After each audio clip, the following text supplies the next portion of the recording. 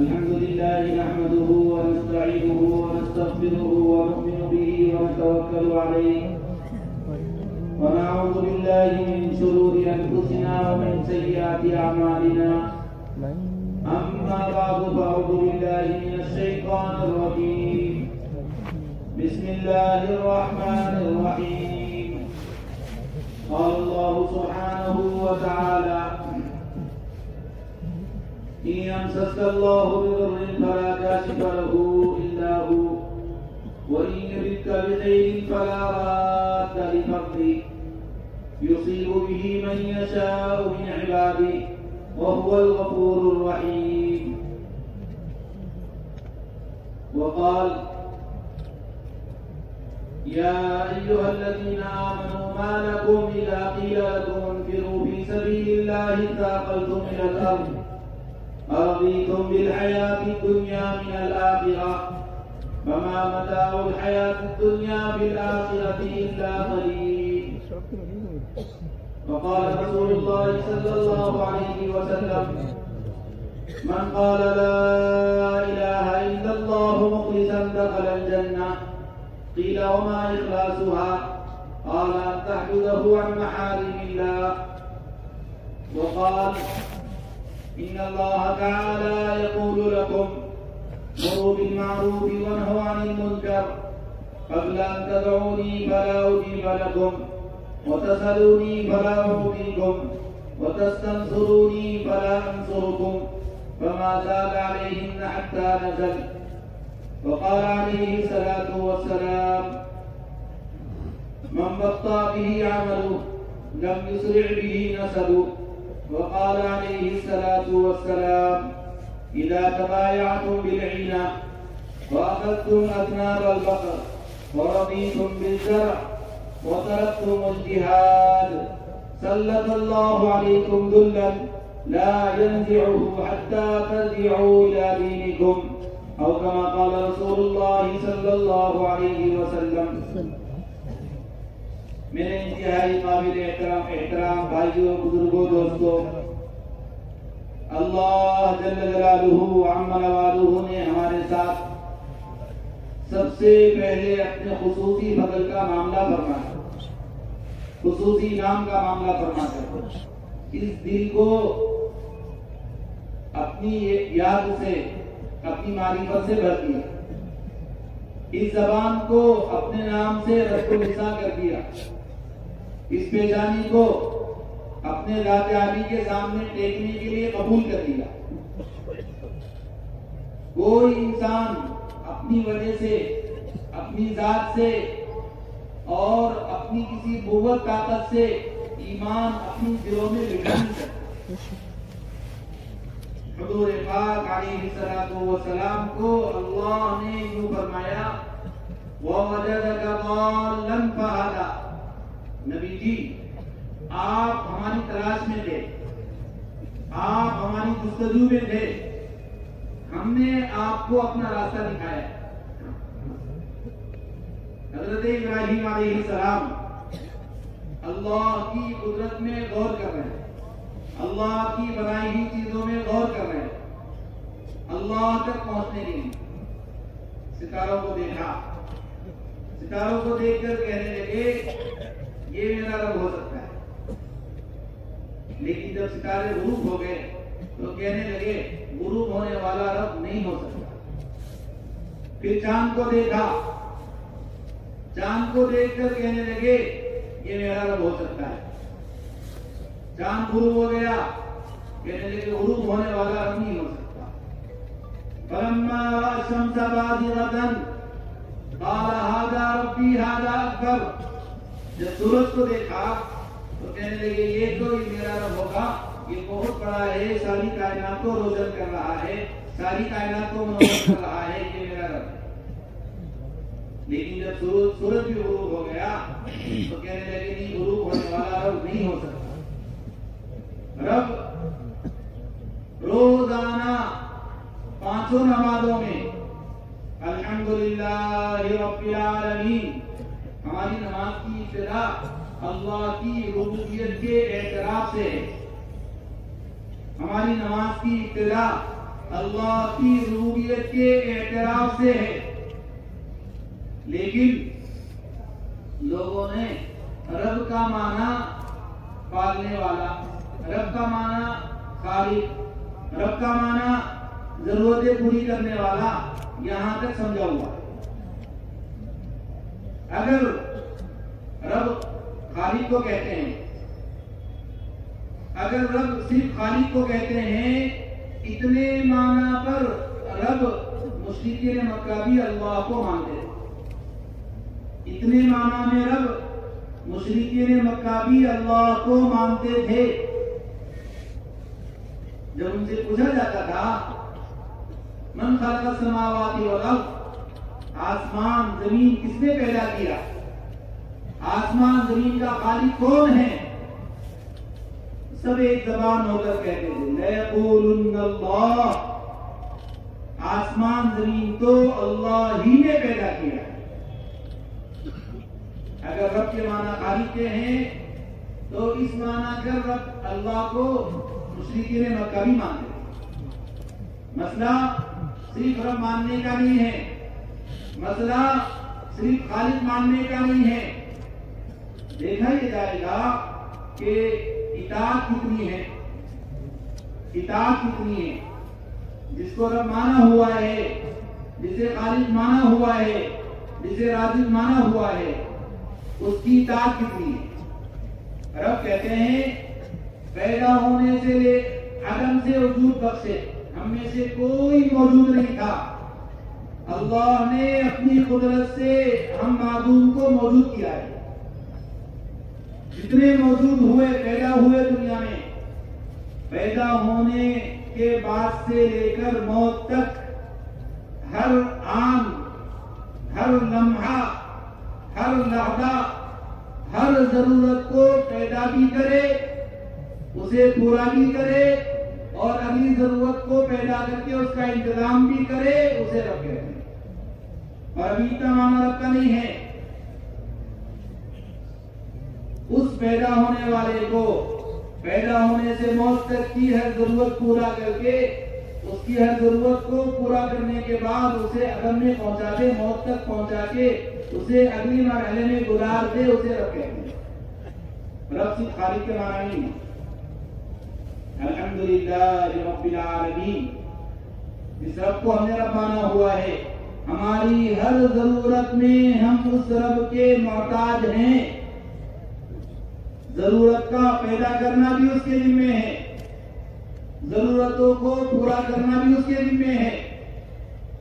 دنیا کی کوئی مخلوق آسمان زمین کے بیچ میں رہتی ہو، سمندر کی تہ میں رہتی ہو، آسمان کی بلندیوں میں رہتی ہو، آسمان کے اس پار رہتی ہو، تحت الثری سے لے کے ساتوں آسمان تک جتنی کائناتیں پھیلی ہوئی ہے، ان کائنات میں بسنے والی ساری مخلوق، اس مخلوق کی ساری ضرورتیں، ان کا وجود، ان کی ضروریات اور ان کے اندر کے جذبات، احساسات، ان کی ہر لمحہ، ہر لحظہ، ہر ضرورت کو پورا کرنے والے کو رب کہتے ہیں۔ الحمدللہ رب العالمین۔ حضرت علی رضی اللہ تعالیٰ عنہ فرمایا کرتے تھے اگر میں سورہ فاتحہ کی تفسیر لکھنا چاہوں، اگر میں الحمدللہ رب العالمین اس سورت کی تفسیر لکھنا چاہوں، 7 اونٹ کتابوں سے بھر جائیں گے، سورہ فاتحہ کی تفسیر مکمل نہیں ہوگی۔ اللہ نے بقیہ جتنی کتابیں ہیں اس میں بھی یہ کلام نہیں اتارا، اور قرآن کریم کی بقیہ صورتوں میں بھی ایسی عظیم و شان صورت نازل نہیں کی جو صورت ہمیں اور آپ کو دی گئی سورہ فاتحہ۔ اس کا پہلا جملہ ہے الحمدللہ رب العالمین۔ رب صرف خالق مان لینا ربوبیت کے اعتراف کے لیے کافی نہیں ہے، اس خالق کے حوالے ہو جانا، اس خالق، اس رب کے حوالے ہو جانا، اس کی بندگی، اس کی اطاعت، اس کے ہر حکم کو پورا کر کے زندگی گزارنا، اس کو رب ماننا ہے۔ علی بن حاتم طائی حضور پاک علیہ السلام کی خدمت میں حاضر ہوئے تو آپ علیہ السلام نے انہیں ایمان کی دعوت کی۔ تفروا من لا الہ الا اللہ، ابھی کیا لا الہ الا اللہ سے بھاگ رہے ہو؟ حل من لا الہ الا اللہ، کیا اللہ کے علاوہ کوئی معبود ہے؟ تم لا الہ الا اللہ سے بھاگ رہے ہو۔ ابھی کہنے لگے اے اللہ کے نبی، بے شک اللہ کے علاوہ کوئی معبود نہیں ہے اور میں اللہ پر ماننے تیار ہوں، لیکن چند سوالات میں، چند باتیں ذہنوں میں ہیں۔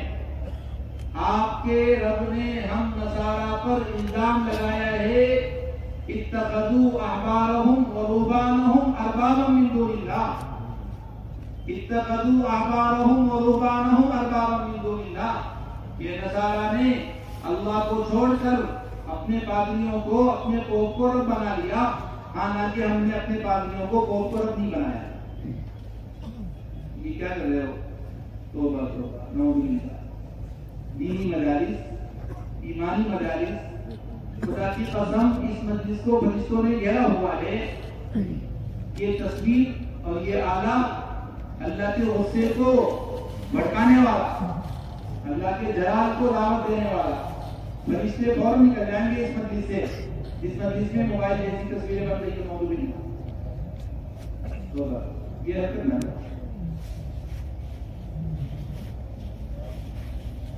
جبریل امین حضور پاک علیہ السلام کے آنے کا وعدہ کیا، میں بڑا وقت آؤں گا، آئے گی حضور انتظار میں۔ فرشتہ وعدہ کر کے نہیں آیا، آپ بے چین گھر میں انتظار کرتے رہے، باہر نکلے تو جبریل سامنے کھڑے، کہنے لگے کہ جبریل وعدہ کر کے نہیں آئے، کیا بات ہے؟ کہ اللہ کے نبی میں وعدے کے مطابق گھر کے دروازے پر آیا ہوا تھا، آپ کے گھر کے اندر ایک تصویر لٹکی ہوئی تھی، ہم فرشتوں کو اس جگہ آنے کو اللہ نے منع کیا ہے جہاں تصویر لگی ہوئی ہے۔ میرے بھائیو، اگر حضور پاک علیہ السلام کے گھر کی کوئی فالس تصویر نہیں، کوئی حرام تصویر، کوئی ایسی تصویر نہیں ہے، غلطی سے لگی رہ گئی تصویر، تو فرشتہ وہاں داخل نہیں ہوا۔ ہمارے موبائل کی گندی تصویر ہے، گندے آلات، گندگیوں سے بھرے ہوئے آلات، اس کے ساتھ فرشتے ہمارے مجلس میں کیسے آ رہے ہیں؟ خدا کے واسطے یہ حرکت نہ، کوئی فوٹوگرافی نہ۔ قیامت میں اللہ تعالیٰ اس کو ذمہ دار بنائے گا، تو نے تصویر بنائی ہے، اس میں روح پیدا کر۔ روایت میں ہے کہ وہ روح پیدا نہیں کر پائے گا، اللہ اسے اٹھا کے جہنم کے تہہ میں ڈال دے گا کہ تو میری تخلیق کی صفت میں مشابہ بننا چاہتا تھا، خالق میں ہوں، تو بھی خالق بننا چاہ رہا تھا، تو نے تصویر نکال کے میری صفت خلاقیت میں شرکت کرنا چاہا، خالق ہے، اس بے روح تصویر میں جان پیدا کر کے دکھا دے۔ روایت میں ہے وہ بے روح جان تصویر میں جان پیدا نہیں کر پائے گا، اللہ اٹھا کے جہنم میں ڈال دے گا۔ اگر جہنم میں بیٹھنے اور رہنے کے حوصلے ہیں تو تصویر گرافی کرو، نوکری خدا کے واسطے اتنے حالات سے اپنی مجلسوں کو پاک رکھو۔ ہم تو کہہ رہے تھے رب کسے کہتے ہیں؟ رب صرف خالق ماننے کو رب نہیں کہتے ہیں، پوری بندگی، پوری اطاعت اس رب کی کرنے کو رب کہا جاتا ہے۔ حدیث نے ہاتھ اٹھائے اشکال کیا، آپ کا رب کہتا ہے کہ ہم نصارا نے رہبان اور پادریوں کو رب بنا لیا، حالانکہ ہم نے کبھی رب نہیں بنایا، کبھی سجدہ نہیں کیا۔ آپ علیہ السلام نے پوچھا کہ کیا تمہارے راہب، تمہارے پادری کسی حرام کو حلال کرتے تھے، کسی حلال کو حرام کرتے تھے، تم ان کی بات مانتے تھے؟ کہ جی ہاں، ہم بات مانتے تھے۔ آپ علیہ السلام نے فرمایا ان کی بات کا مان لینا ہی ان کو رب بنانا ہے، ان کی بات کا مان لینا ہی ان کو رب بنانا ہے۔ میرے بھائیو عزیزو، ہم صرف زبان سے اللہ کو رب مان لے اور اطاعت بندگی کسی اور کی کریں، ہم زبان سے اللہ کو رب مان لے اور ہمارے طور طریق یہود و نصارہ کے ہوں، ہم زبان سے اللہ کو رب مان لے، ہماری زندگی گزارنے کے طور طریق اللہ کے دشمنوں کے ہوں، ہم اللہ کو زبان سے رب مان لے اور ہمارے 24 گھنٹے گھر کی معاشرت، گھر کے معاملات اللہ کے دشمنوں کے طریقہ پر ہو، تو ہم نے اللہ کو رب بھی مانا ہوا ہے، ہم نے یہود و نصارہ کو رب مانا ہوا ہے۔ اس لیے میرے بھائیو، سب سے پہلی اور سب سے بنیادی ہر فرد امت کی ذمہ داری یہ ہے، کائنات کی ان شکلوں سے نکل کر، کائنات کی ان شکلوں کے دھوکے سے نکل کر اللہ کی ذات عالی کے اعتماد، یقین، توکل پر آنا ہم سب کی پہلی ذمہ داری ہے۔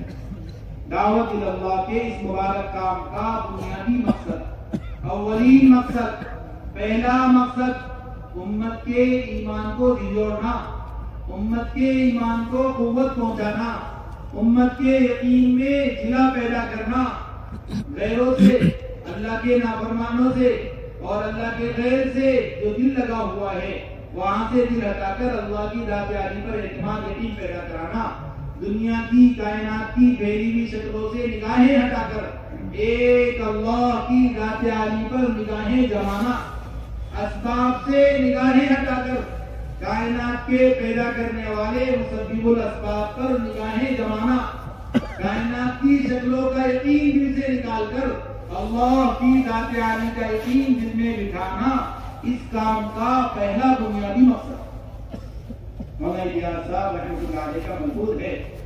اگر میں اس کام کا کوئی نام رکھتا تو اس کام کا نام تحریک ایمان، ایمان کو حرکت دینے، ایمان میں جلا پیدا کرنے، یقین کو بنانے اور اللہ کے غیر سے اللہ کے ذات عالی کی طرف امت کو متوجہ کرنے کا مقصد اس کام سے پورا کرایا جائے گا۔ انبیاء علیہ السلام کی جب بعثت ہوتی تھی تو امت مختلف شکلوں میں، مختلف چیزوں میں، مختلف اسباب میں گھری ہوئی رہتی تھی۔ انبیاء علیہ السلام ان شکلوں سے نکال کر اللہ کے ذات عالی پر جمانے کی محنت کرتے تھے۔ مسلسل اس محنت پر انبیاء نے اپنی استعداد، اپنی صلاحیت لگائی ہے اور امت کو اللہ کے غیر سے کاٹ کے اللہ کے ذات عالی سے جوڑا۔ یہ ایک مسلسل مخلوق سے انبیاء کا جھگڑا رہا ہے، ایک مسلسل مخلوق کا انبیاء سے جھگڑا رہا ہے۔ انبیاء کا کہنا یہ تھا کہ تم جن شکلوں میں کامیابیوں کو یقین کر کے، شکلوں کو خدا بنا کے ان کے پیچھے لگے ہوئے ہو، تاجر تجارت کے پیچھے، زارع زراعت کے پیچھے، کاشتکار کاشتکاری کے پیچھے، حکومت میں چلنے والا اپنے حکومت کے پیچھے، وزیر وزارت کے پیچھے جو اپنی صلاحیتیں لگا رہے ہیں، اللہ کو چھوڑ کر، اللہ کو بھول کر، ان کو ان شکلوں سے نکال کر اللہ کے ذات عالی کی طرف متوجہ کروانا اور اللہ کے ذات عالی کا اعتماد پیدا کروانا انبیاء کا سب سے پہلا فریضہ ہے۔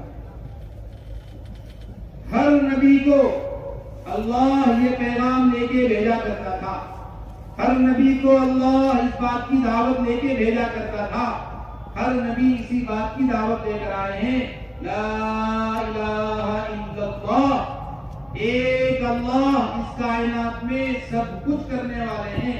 کائنات کی شکلوں میں کوئی شکل اپنے کسی سبب میں کوئی تاثیر نہیں رکھتی، ساری شکلیں اللہ کے سامنے بے حیثیت ہے۔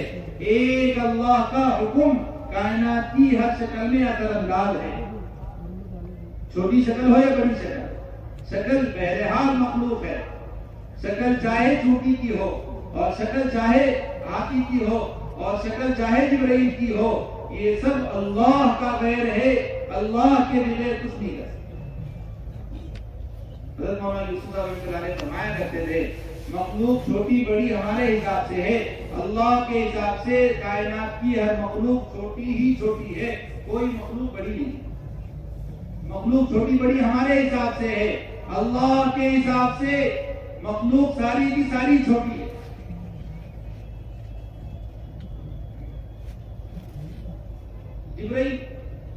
جبرائیل اپنی شکل میں چھوٹے ہیں اللہ کے سامنے۔ روایت میں یہاں تک ہے جبرائیل اللہ کی بڑائی کا تصور کر لیتے ہیں۔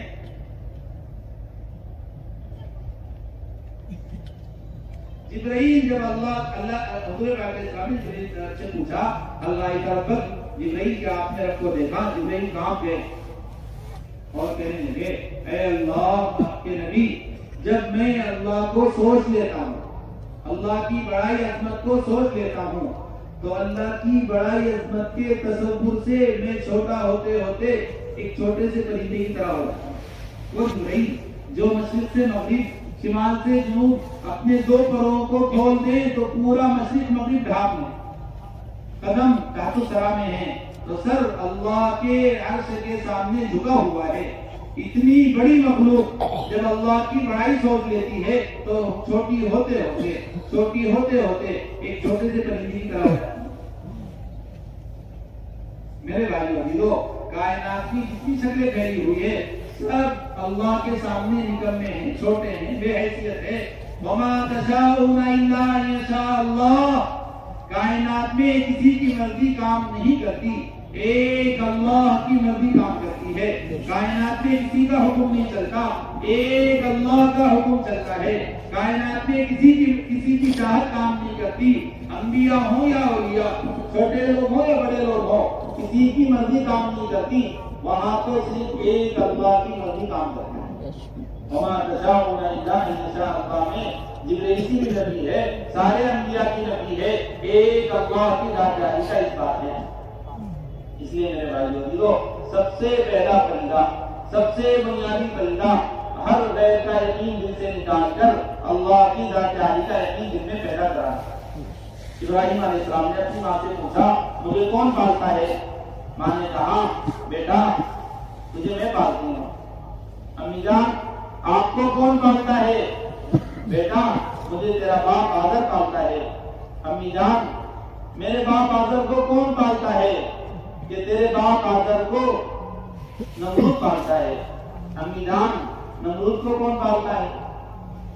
ماں نے کہا بیٹا وہ رب الارباب ہے، وہ رب الارباب ہے، وہ سب کو پالتا ہے، اسے کوئی پالنے والا نہیں. ابراہیم علیہ السلام کہنے لگے جو پہلے نہیں تھا اور بعد میں نہیں ہوگا وہ رب کیسے ہو سکتا ہے؟ جو پہلے نہیں تھا بعد میں نہیں ہوگا وہ رب کیسے ہو سکتا ہے؟ کائنات کی ہر شکل معدوم بھی اب موجود ہے، آئندہ معدوم ہو جائے گی. کائنات کی ہر شکل فی الحال جو موجود ہے ان میں تغیر ہے، تبدل ہے. کوئی شکل اپنے وجود میں بذات خود موجود نہیں ہے. جب تک اللہ اسے موجود رکھیں گے موجود رہے گی.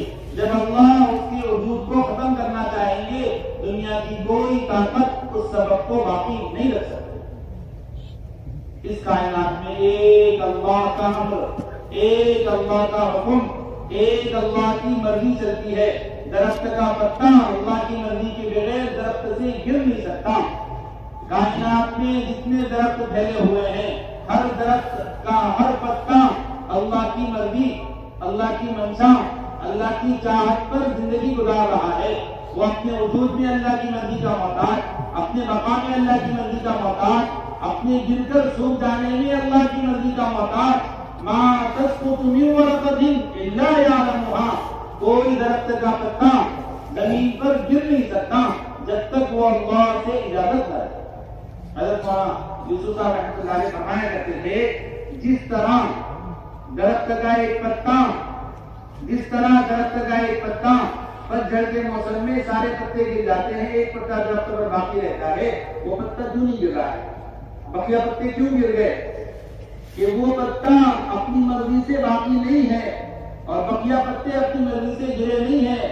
ہر پتے کو اللہ کا امر ہوا ہے تو وہ گرا ہے، اس پتے کو اللہ کا امر نہیں ہوا تو وہ باقی. جب یہ اللہ کا امر اس کو آئے گا وہ پتا زمین پہ گرے گا. اور فرمایا کرتے ہیں جس طرح درخت کا یہ پتا اپنے گرنے میں اللہ کے حکم کا منتظر ہے، اسی طرح جبریل امین اپنے وجود اور بقا میں اللہ کے حکم کا منتظر ہے. اور جس امر کن سے اللہ اس درخت کے پتے کو گرائے گا اسی امر کن سے اللہ کی زمین کو موت تک پہنچائے گا. بڑی مخلوق کے لیے بڑا حکم، چھوٹی مخلوق کے لیے چھوٹا حکم اللہ کے لیے نہیں ہے. اللہ کی منشا، اللہ کی چاہت ہی اللہ کا حکم ہے. کائنات میں جہاں جو اس وقت ہو رہا ہے اس کے جانے سے ہو رہا ہے، اس کے کرنے سے ہو رہا ہے.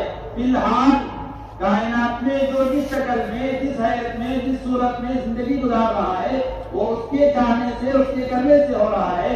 آئندہ کی کائنات کے اندر جو ہوگا وہ اس کی مرضی ہے، اس کی چاہت ہے. تؤتی الملک من تشاء وتنزع الملک ممن تشاء. اللہ جسے چاہے تخت پر بٹھا دے، جسے چاہے تخت سے اتار دے. تؤتی الملک من تشاء وتنزع الملک ممن تشاء. یہ ایک اللہ کا حکم ہے، کائنات میں جو ہوگا اسی کی چاہت سے ہوگا، کائنات میں کسی اور کی کوئی چاہت نہیں چلے گی۔ اور یہ بھی بات ذہن میں رکھ لیں کہ کائنات میں جس کے لیے جو حکم ہوا ہے وہ اسی حکم کا پابند ہے، کسی اور جگہ حکم متعدی نہیں ہوگا۔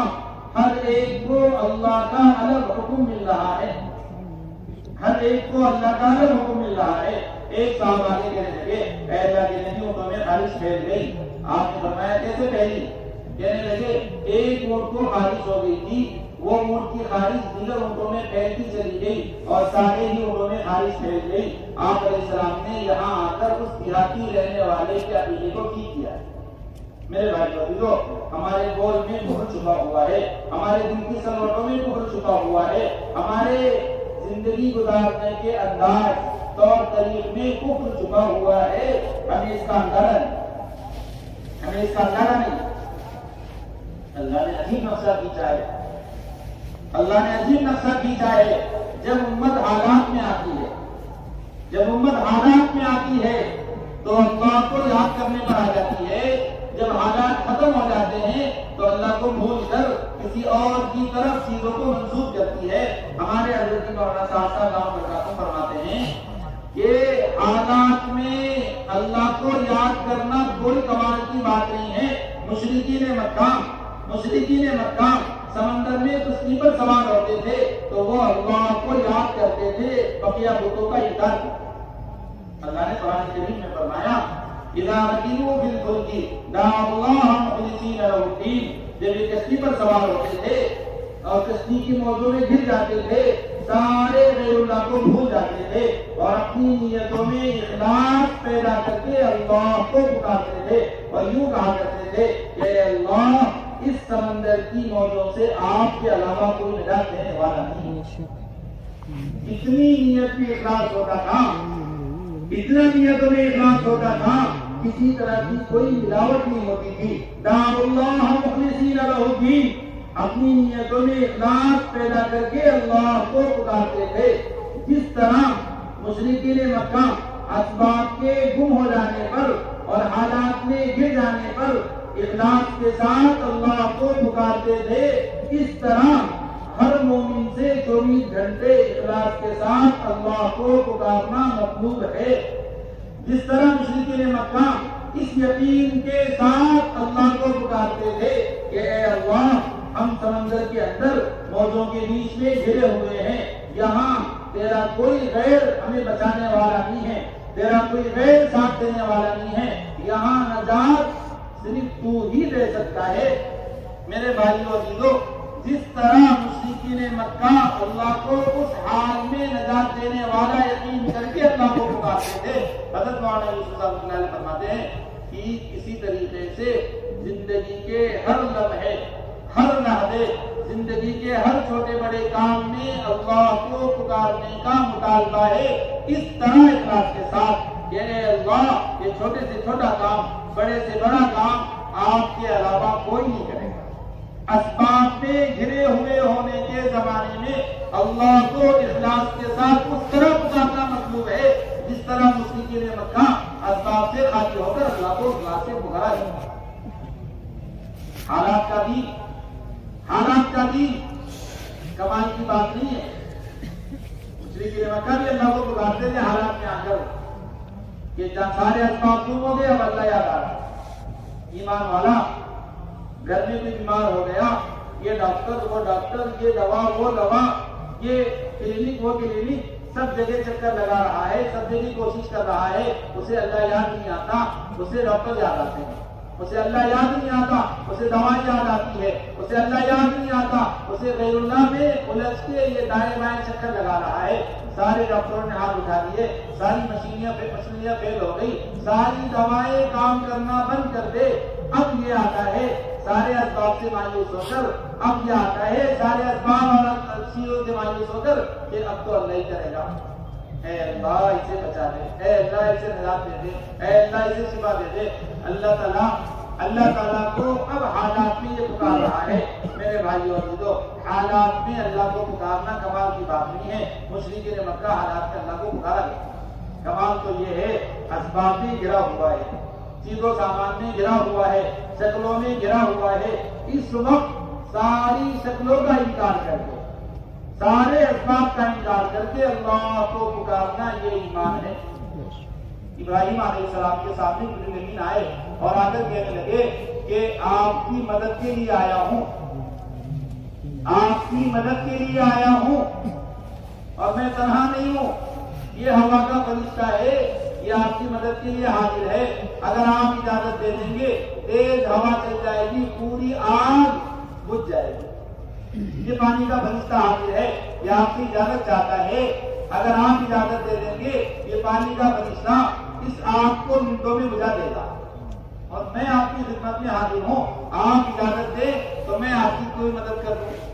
جبریل امین کو دیکھ کر ابراہیم علیہ السلام نے فرمایا سبب موجود ہے، سبب موجود ہے، قوی سبب موجود ہے۔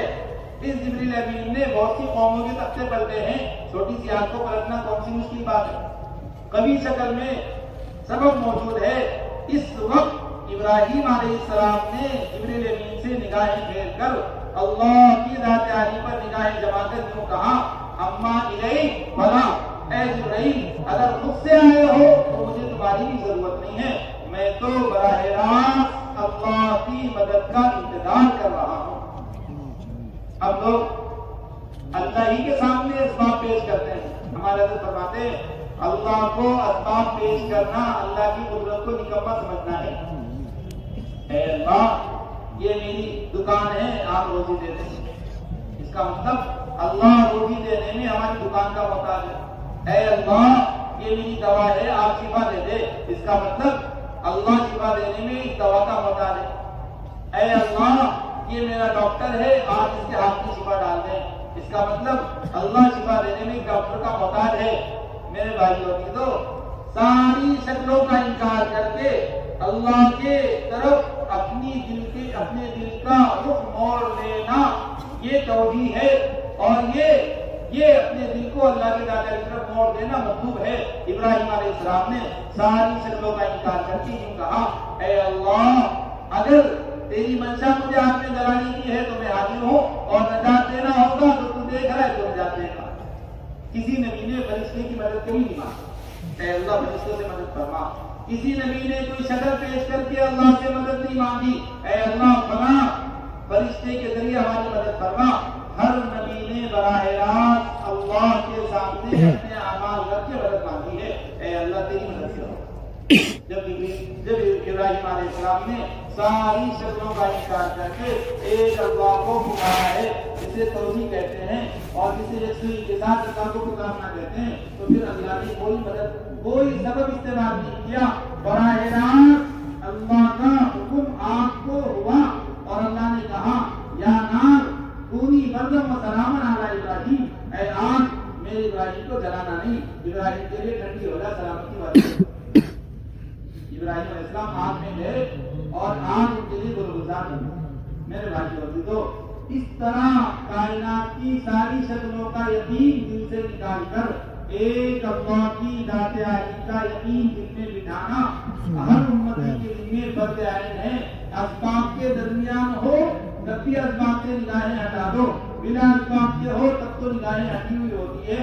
اسباب کے درمیان اسباب کی تاثیر کا انکار کرنا، ہم یہ نہیں کہہ رہے آپ سے اسباب چھوڑ دو، اسباب چھوڑ کر اللہ کو پکارو نہیں کہہ رہے، اسباب چھوڑ دو، اسباب کا استعمال نہ کرو اور پھر اللہ کو آسمان اور دکھا کہ کیا اللہ مدد کرتا ہے، میں چھت سے کود جاؤں کہ اللہ مجھے بچاتا ہے۔ ہمارے فرماتے ہیں تو اللہ کو آزمانا ہے، اللہ نے اسباب کے درمیان رکھا ہے، اسباب کے استعمال کو منع نہیں کیا، بس اتنا مطالبہ اللہ کی طرف سے ہے کہ ان اسباب میں ان اسباب کو استعمال کرنے والا سبب کے استعمال کرتے وقت بھی اس یقین کے ساتھ استعمال کرے کہ اس سبب میں کامیابی نہیں ہے، اس سبب میں کوئی شفا نہیں ہے، اس سبب میں کوئی نجات نہیں ہے، اس سبب میں کوئی میرے کامیابی کے اسباب چھپے ہوئے نہیں ہیں، ساری کامیابیاں براہ راست اللہ کی ذات عالی سے جڑی ہوئی۔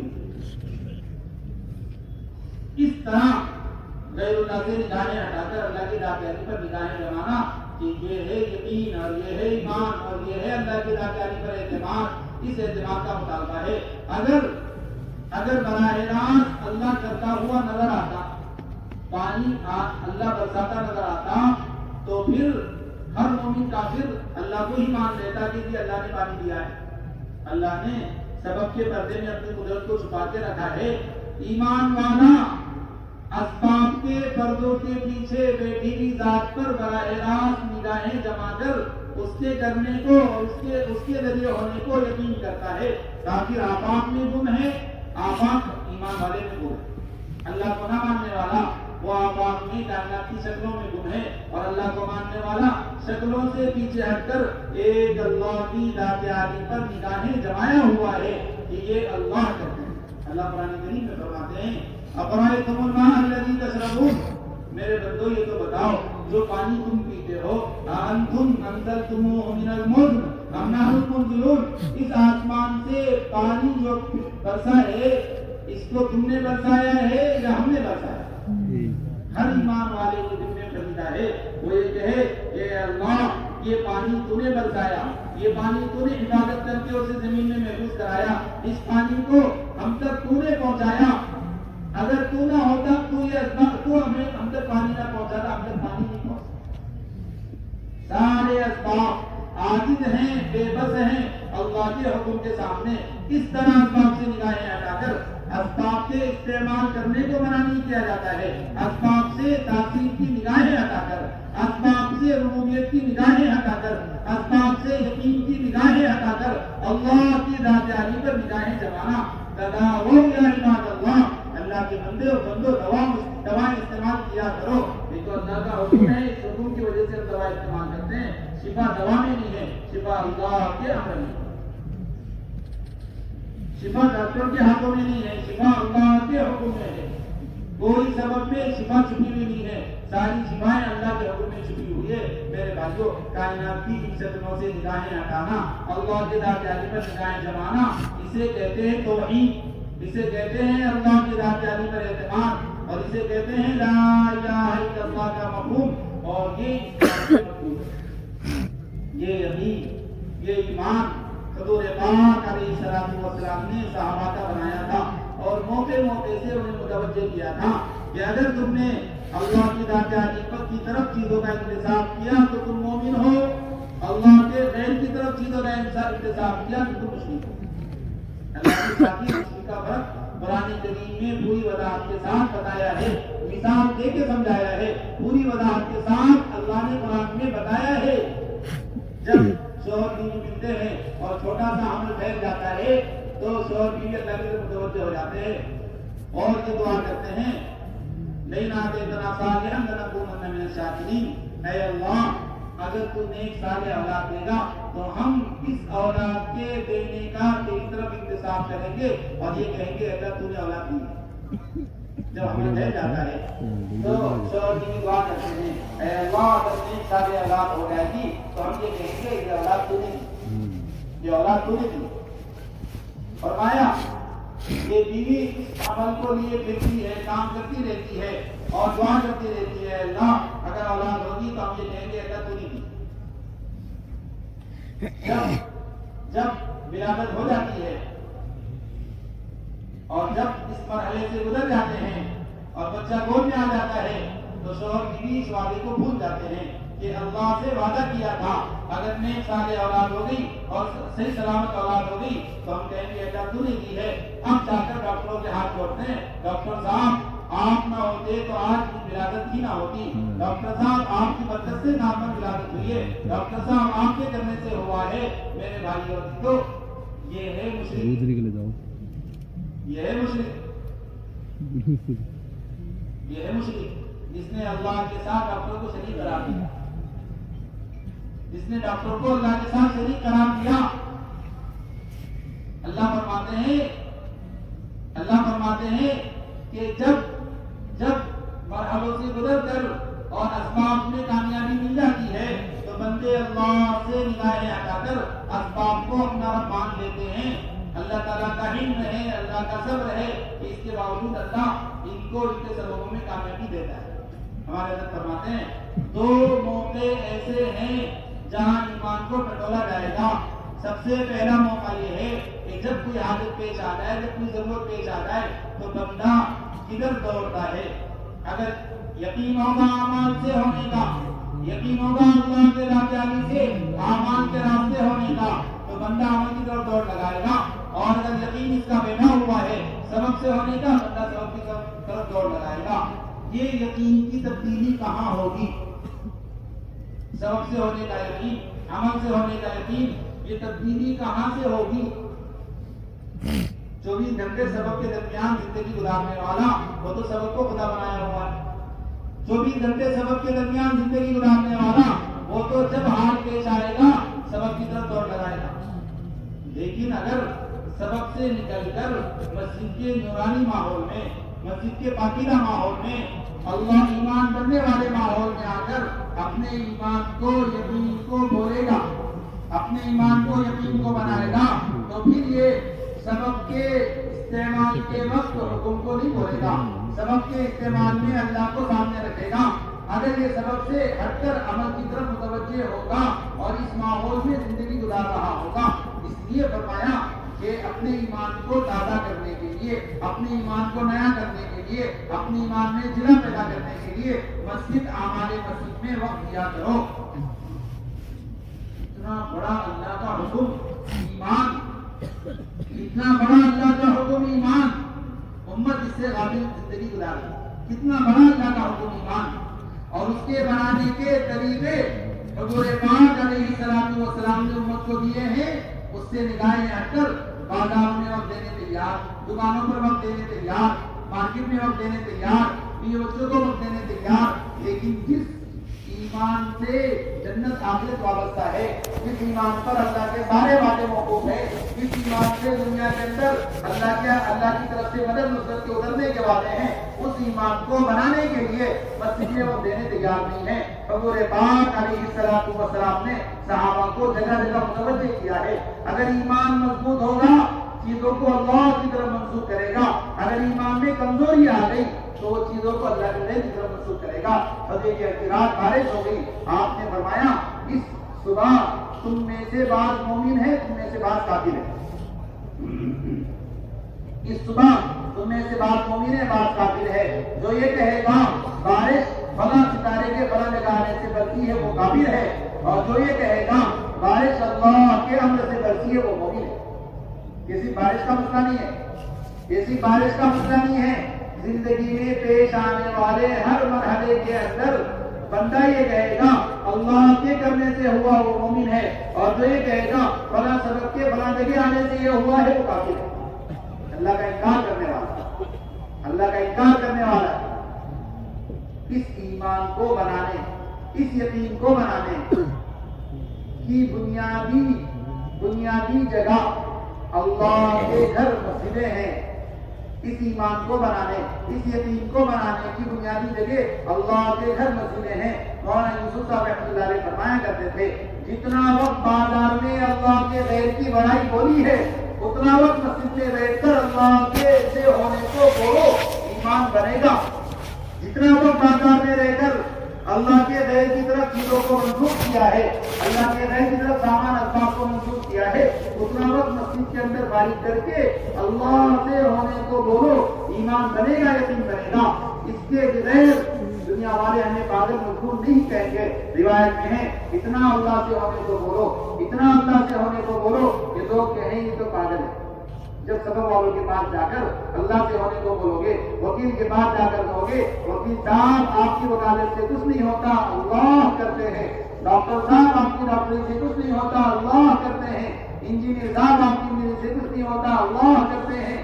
جب دکان والوں کے پاس، چیزوں سامان والوں کے پاس، شکلوں کے پاس، اسباب والوں کے پاس جا کر اللہ سے ہونے کو بولو گے تو یہ سارے سبب والے کہیں گے یہ تو پاگل ہو گیا۔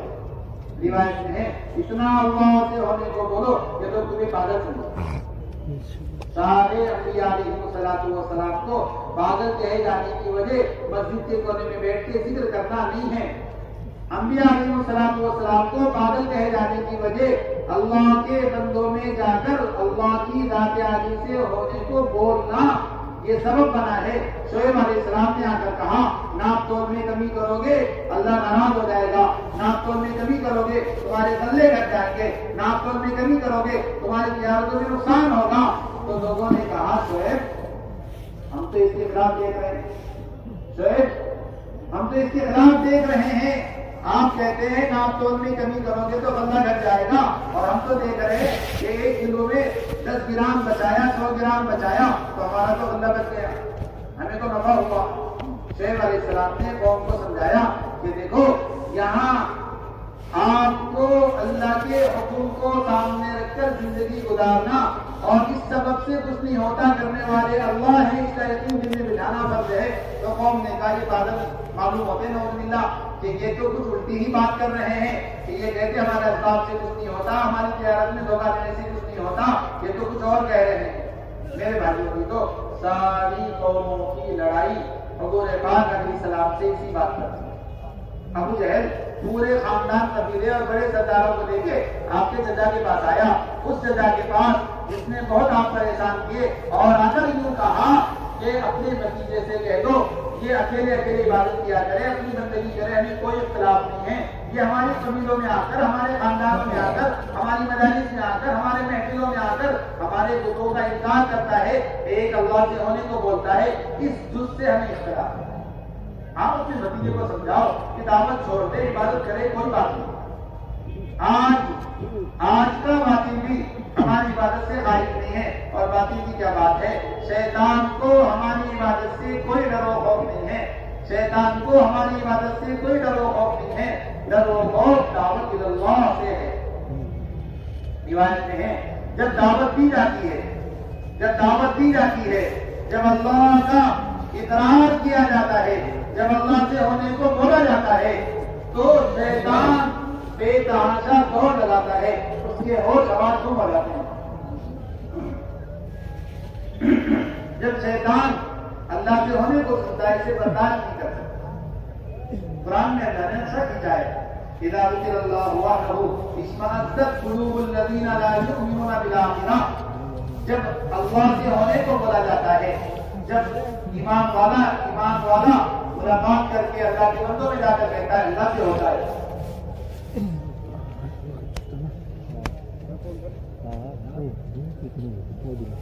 اور جا کر لوگوں میں کہتا ہے اللہ سے ہوتا ہے، اشمئزت قلوب الذین لا یؤمنون بالآخرہ، ان لوگوں کے دل سکڑ جاتے ہیں جو اللہ پر ایمان نہیں رکھتے۔ اور آگے فرماتے ہیں نا کہ جب اللہ کے غیر کی تصویریں کیے جاتے ہیں تو یہ لوگ خوش ہو جاتے ہیں۔ اذان دعوت تامہ ہے، اذان دعوت تامہ ہے، اللہ اکبر اللہ اکبر، کائنات کی ہر چیز کو چھوٹا بتا کر اللہ کی ذات کو بڑا بتایا ہے۔ اشہد ان لا الہ الا اللہ، اللہ کی توحید کی شہادت دے کر، اللہ کی بڑائی اور عظمت کی شہادت دے کر ہر غیر کی نبی کی ہے۔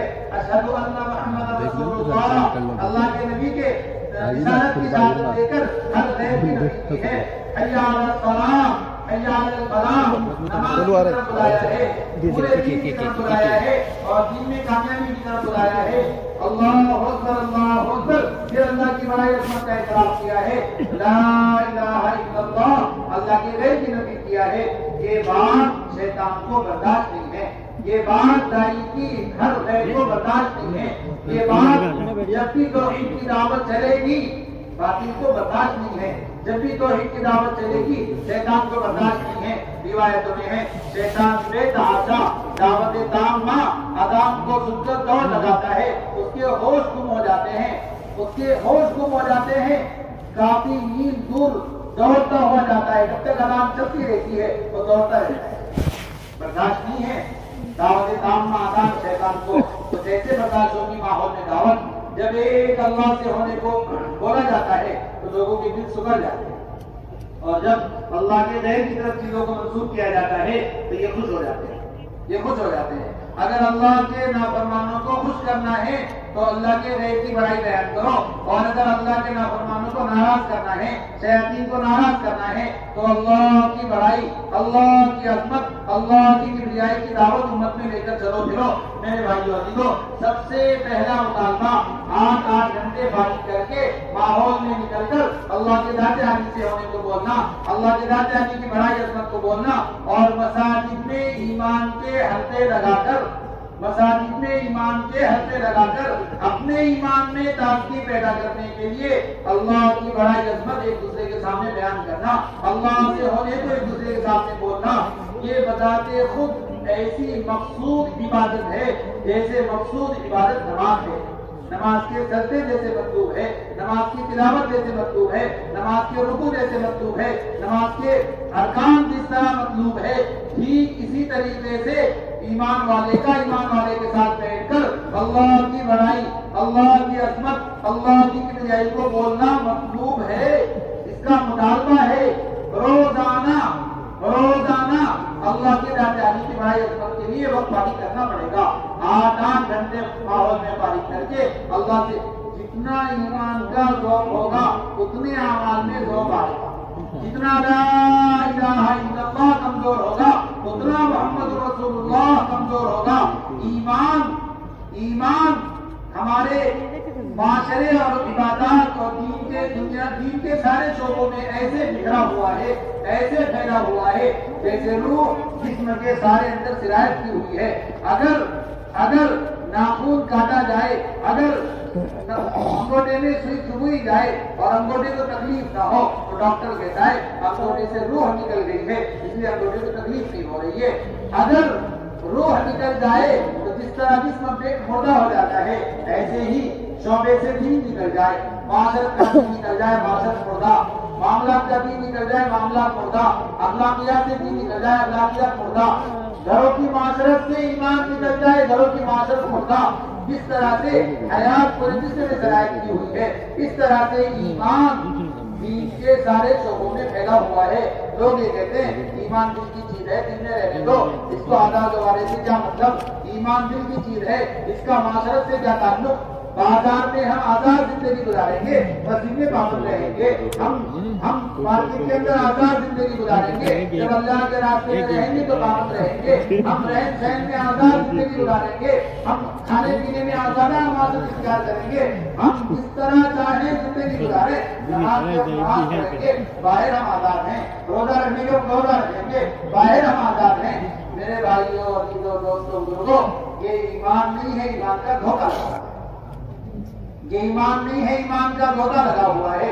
آپ علیہ السلام کو فرما رہے ہیں واللہ لا یؤمن، واللہ لا یؤمن، واللہ لا یؤمن، خدا کی قسم وہ مومن نہیں ہے۔ صحابہ نے پوچھا اللہ کے نبی کون مومن نہیں ہے؟ آپ نے فرمایا الذی لا یأمن جارہ بوائقہ، جس آدمی کا پڑوسی اس کے ایذاؤں سے محفوظ نہیں ہے وہ مومن نہیں۔ ایمان وہاں جا کر شرائط کرتا ہے۔ اگر اس کے دل میں ایمان قوی ہوتا، یہ دستوں کے ذریعے سے، ملاقاتوں کے ذریعے سے در ٹھوکرے کھا کر لوگوں کو اللہ کی بڑائی عظمت سمجھاتا، اللہ سے ہونے کو بولتا، اللہ کی ذات عالی سے ہونے کو بولتا اور اعمال کی حقیقت کی دعوت دیتا، اعمال سے کامیابی کو بولتا، تو یہ اپنے پڑوسی کے ساتھ یہ غلط طریقہ نہ اپنا۔ ایمان وہاں جا کر اثر انداز ہو گیا۔ میرے بھائیوں اور عزیزوں، ہمارے حضرت جہاں تک فرماتے ہیں اگر ایک حکم کو توڑو گے اس حکم کے ایمان سے باہر نکل جاؤ گے۔ ایک حکم کو توڑو گے اس حکم کے ایمان سے باہر نکل جاؤ گے۔ ایمان قبول کرنے والے بعض یہودی جنہوں نے ایمان قبول کر کے، اسلام قبول کر کے حضور پاک علیہ السلام کی خدمت میں اپنے آپ کو پیش کر دیا، اتنا مطالبہ کیا تھا اے اللہ کے نبی ہم روزہ بھی رکھیں گے، نماز بھی پڑھیں گے، زکات بھی دیں گے، حج بھی کریں گے، سارے احکامات پورا کریں گے، بس اتنی بات ہے کہ ہمیں تورات پڑھنے کی اجازت مل جائے۔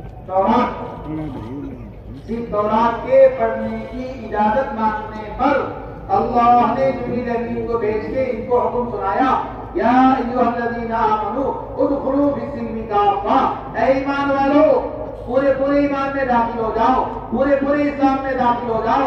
یہ نہیں چلے گا کہ عبادات کا دین اپنا لو اور معاشرت میں آزاد ہو جاؤ، عبادت کا دین اپنا لو، وقت زندگی میں آزاد ہو جاؤ. یہ بازار میں ہم آزاد ہیں، کپڑے پہننے میں ہم آزاد ہیں، رہن سہن میں ہم آزاد ہیں. دنیا کے اندر جس طرح چاہے ہم اپنا مال خرچ کریں، اپنے مال خرچ کرنے میں ہم آزاد ہیں، معاشرت میں ہم آزاد ہیں، اسی مسئلے میں ہم پابند ہے. یہ دین دور صحابہ میں نہیں تھا، یہ ایمان دور صحابہ میں نہیں تھا. یا تو پکا ایمان یا پکا کفر، یا تو پکی بندگی، پوری اطاعت، پوری تفویض، یا پورا کفر. میرے بھائیو اور عزیزو، دور صحابہ میں یہ نہیں تھا کہ دین کے بعد احکامات کو مان لے، بعد احکامات کو چھوڑ دے، اللہ کے بعد احکامات کو مان لے، بعد احکامات کو چھوڑ دے. عجیب بات ہے، قیامت کے قریب ایسا ہونے والا ہے. آپ علیہ السلام نے پیشن گوئی کی تھی، قیامت کے قریب ایسا ہونے والا ہے. گلی میں لا الہ الا اللہ پڑھنے والا، گلی میں لا الہ الا اللہ پڑھنے والا سنتوں سے، اللہ کے نبی کے طریقوں سے، اللہ کے نبی کے معاشرت سے ننگا ہو جائے گا، خالی ہو جائے گا. یہ زبان سے کلمہ پڑھ رہا ہوگا، لیکن اس کے جسم پر کلمے کا کوئی اثر نظر نہیں آ رہا ہوگا. اسے پوچھا جائے گا کیا آپ مسلمان ہیں، کیا آپ مومن ہیں؟ کہ جی ہاں مسلمان ہیں. تو پھر اسے سلام کیا جائے گا. قیامت کی علامت بتایا ہے کہ ایمان والا سنتوں سے ننگا ہو جائے گا، ایمان والا سنتوں سے خالی ہو جائے گا، ایمان والا نبی کے باقی طریقوں سے خالی ہو جائے گا. سمجھ لو قیامت آنے والی. میرے بھائیو اور عزیزو، جس طرح لا الہ الا اللہ مطلوب ہے، اسی طرح محمد رسول اللہ مطلوب ہے. زندگی کے سارے شعبے اللہ کے احکامات سے آباد ہو جائے، نبی کے باقیہ طریقوں سے زندگی آباد ہو جائے. ایک طریقے سے حضرات صحابہ سمجھوتا کرنے کے لیے تیار نہیں تھے. روزانہ ہم نمازوں میں دعا کرتے ہیں، اہدنا الصراط المستقیم، اے اللہ سیدھا راستہ دکھا دے.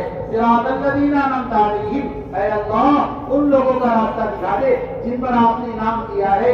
غیر المغضوب علیہم ولا الضالین، اے اللہ ان لوگوں کے راستے سے بچا دے جن پر آپ غصہ ہو گئے، جن سے آپ ناراض ہو گئے، جن کو آپ نے اپنا غضب دیا اور جو راستے سے بھٹک گئے. اے اللہ یہود و نصارہ کے راستے سے بچا کے منعم علیہم من النبیین والصدیقین والشہداء والصالحین، انبیاء، صدیقین، شہداء، صالحین کے راستے پہ اے اللہ ہمیں ڈال دے.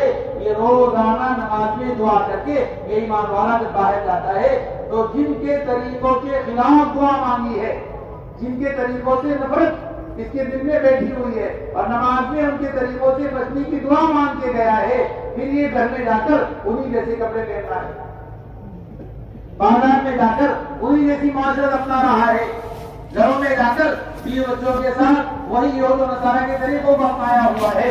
یہ بازار میں، یہ مارکیٹ میں، یہ دکان میں اور یہ باہر کے ماحول میں آزاد یہود و نصارہ کی زندگی کو اپنایا ہے. نماز میں دعا کر رہا ہے، اے اللہ نے یہود و نصارہ کے طریقوں سے بچا، اور باہر نکل کر یہود و نصارہ کے طریقوں کو اپنایا ہوا. مولانا یوسف صاحب رحمۃ اللہ علیہ کا آخری حج میں واپسی پر ملتزم سے چمٹ کے دعا شروع کر دی. مولانا اللہ صدریہ بھی رحمۃ اللہ علیہ فرماتے ہیں میں دوڑ کے پہنچا، میں نے سوچا آخری موقع ہے، جدا ہو رہے ہیں، پتہ نہیں مولانا کیا دعا مانگ رہے ہیں. لوگ دعا مانگتے ہیں اے اللہ یہود و نصارہ کو جزیرہ عرب سے نکال دے، یہود و نصارہ کو جزیرہ عرب سے نکال دے. مولانا یوسف صاحب دعا مانگ رہے تھے اے اللہ یہود و نصارہ کے طریقوں کو عرب کے دلوں سے نکال دے. یہود نصارہ نکل جائے، ان کے طریقے دلوں میں جمے رہیں، وہ دلوں میں یہود و نصارہ کی محبتیں لے کے زندگیاں گزار رہے ہیں، دلوں میں یہود و نصارہ کی محبتیں لے کے زندگیاں گزار رہے ہیں. اللہ کے پاکیزہ نبی، اللہ کے نورانی نبی، اللہ کے مقدس نبی، جنہوں نے اپنی آنکھوں سے جنت کو دیکھا، جنہوں نے اپنی آنکھوں سے دوزخ کو دیکھا، جنہوں نے اپنی آنکھوں سے اللہ کی جمال کا مشاہدہ کیا، براہ راست اللہ کے سامنے کھڑے ہو کر اللہ کو سلام کیا ہے، اللہ سے کلام کیا ہے، اللہ کے سامنے کھڑے ہو کر اللہ کی تجلیات اپنے اندر سمیٹی ہے. ابن عباس رضی اللہ تعالیٰ فرماتے ہیں حضور پاک علیہ السلام نے براہ راست اللہ کو دیکھا ہے. فکان قاب قوسین او ادنی فاوحی الی عبدہ ما اوحی، اللہ کے سامنے کھڑے ہو کر اللہ سے کہا السلام علیکم التحیات للہ والصلوات والطیبات، ایک نیا ایک انوکھا سلام اللہ کے سامنے پیش کیا. اللہ نے جواب میں فرمایا السلام علیکم ایھا النبی ورحمۃ اللہ وبرکاتہ. اے نبی جی آپ پر بھی اللہ کا سلام ہو, آپ پر بھی اللہ کی رحمتیں ہو, آپ پر بھی اللہ کی برکتیں ہو. میرے بھائیوں اس موقع پر بھی اللہ کے نبی مجھے آپ کو نہیں بھولے اور اللہ نے یوں کہا اے اللہ جو سلام آپ مجھے دے رہے ہیں یہ صرف مجھے نہ ہو, السلام علینا وعلی عباد اللہ الصالحین. اے اللہ تیرا یہ سلام میرے اوپر بھی ہو اور تیرا یہ سلام قیامت تک آنے والے تیرے نیک صالح بندوں پر بھی ہونا چاہیے. اے اللہ یہ سلام قیامت تک چلتا رہے اور تیرے نیک صالح بندوں پر بھی یہ سلام پہنچتا رہے. آپ علیہ السلام تو وہاں ہمیں نہیں بھولے اور ہم معاشرت میں حضور کو بھولے ہوئے, معاملات میں حضور کو بھولے ہوئے, اس یہود و نصارہ کے طریقوں کو اپنائے ہوئے ہیں جن کے بارے میں قرآن کریم نے صاف کہا ہے لَتَجِدَنَّ أَشَدَّ النَّاسِ عَدَاوَةً لِلَّذِينَ آمَنُوا الْيَهُودَ. اے نبی جی اسلام کے سب سے سب دشمن آپ یہود کو پاؤ گے.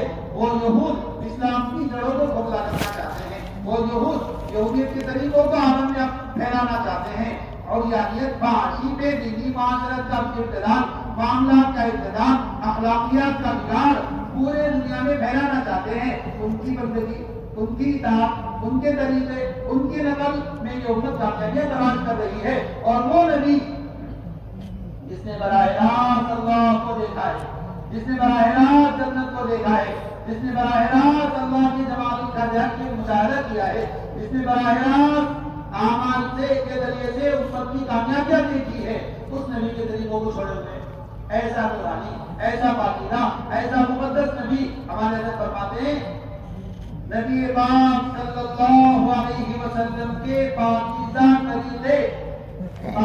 طریقے استنجا کے لین کی سنتوں میں وہ نورانیت ہے جو اللہ کے نبی کے جتنے طریقے جمع کر لیے جائیں, جتنی آسانیاں, جتنی سہولتیں, جتنے تعلق ہو جائیں, لیکن اس میں وہ نور نہیں پیدا ہو سکتا جو حضور پاک علیہ السلام کے سنت کے ایک طریقے میں نور ہے, ایک طریقے میں نور ہے.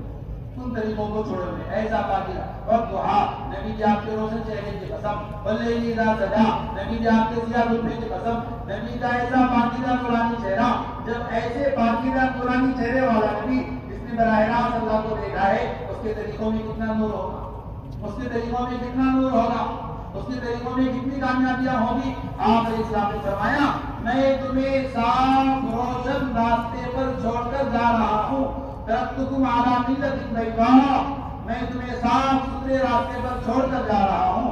لیلھا کنہارھا, اس کی رات میں رات نہیں ہے, اس کے اندھیرے میں بھی اجالا ہے, اس کے اجالے میں بھی اجالا ہے, سارے طریقے روشن چھوڑ کر جا رہا ہوں. اسے اپناؤ گے تمہاری زندگیاں روشن ہوگی, اسے اپناؤ گے تمہاری زندگیاں روشن ہوگی, گھر کی معاشرت پاکیزہ بنے گی. لوگ کہتے ہیں کہ ہم نے گھر میں بہت اچھی اسی لڑائی کی بیوی بھی ناراض ہے, گھر میں بہت پانچ جمع کیا تبھی بیوی ناراض ہے, گھر میں اسباب بہت جمع کیے بیوی بھی ناراض ہے. کیا بات ہے, کیوں ناراض ہے؟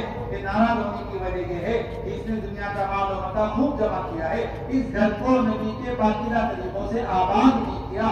کیا اچھا ہوتا نبی کے پاکیزہ طریقوں سے گھر آباد ہوتا, 5 اعمال کے ساتھ گھر میں تعلیم ہو رہی ہوتی, گھر نورانی منور ہوتا, کبھی قرآن کریم کے سیکھنے سکھانے کے حق میں لگے ہوئے ہوتے, کبھی اللہ کے احکامات کے تذکرے ہو رہے ہوتے, کبھی تعلیم ہو رہی ہوتی, کبھی اللہ کی بندگی اپنیت کا اظہار ہو رہا ہوتا, کبھی اللہ کی بڑائی عظمت کے بول کہے جا رہے ہوتے, کبھی تعلیم میں شوہر کے حقوق پڑھے جا رہے ہیں, کبھی بیوی کے حقوق پڑھے جا رہے ہیں, کبھی بچوں کی تربیت کی بات کہی جا رہی ہے, کبھی یقین اور توکل کو درست کرایا جا رہا ہے, کبھی نماز میں کامیابیاں بتائی جا رہی ہے, کبھی علم کو حاصل کرنے کی طرف رغبت دلائی جا رہی ہے, کبھی علم کے فضائل چل رہے ہیں, کبھی ذکر کے فضائل گھروں کے اندر تعلیم میں پڑھے جا رہے ہیں, شوہر ذکر کے اندر مستمرت ہے, بیوی ذکر میں ڈوبی ہوئی ہے, بچوں کا ذکر کا شوق ہے, گھروں میں تعلیم کے حلقوں میں قرآن کریم پڑھنے کے فضائل پڑھے جا رہے ہیں, تہجد میں شوہر اٹھ کر اپنی بیوی کو جگا کر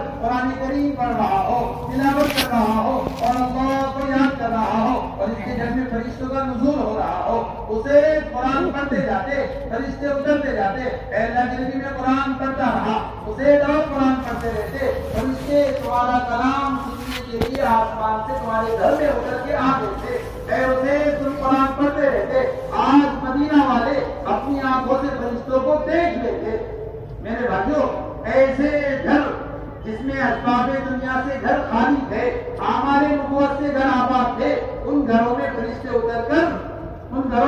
سے اتر کر گھر والوں کو سلام پہنچا رہے تھے۔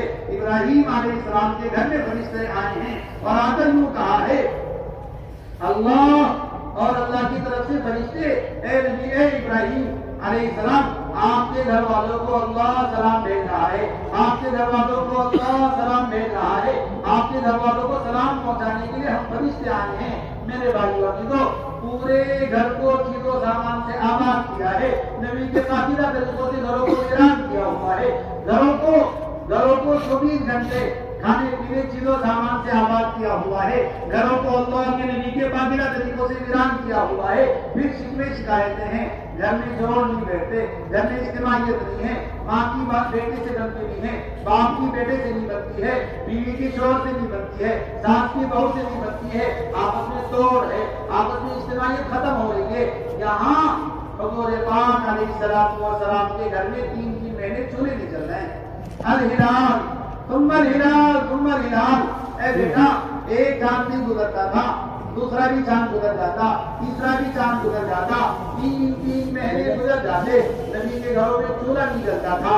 11 بیویوں میں سے کسی کو کوئی شکایت نہیں، ہم نے اسباب سے گھروں کو آباد کیا ہوا ہے، گھر میں بیویوں کو شکایتیں ہیں، اور اللہ کے نبی کے گھر اسباب سے خالی تھے اور بیویاں خوش، امن و اطمینان، چین و سکون، راحت آرام۔ خدا کی قسم آپ کے چیز و سامان اسباب میں بھرا ہوا نہیں ہے، امن و سکون، راحت آرام، چین و سکون اور گھروں کی پاکیزہ زندگی وہ اللہ کے حکم نبی کے پاکیزہ طریقوں میں چھپی ہوئی ہے۔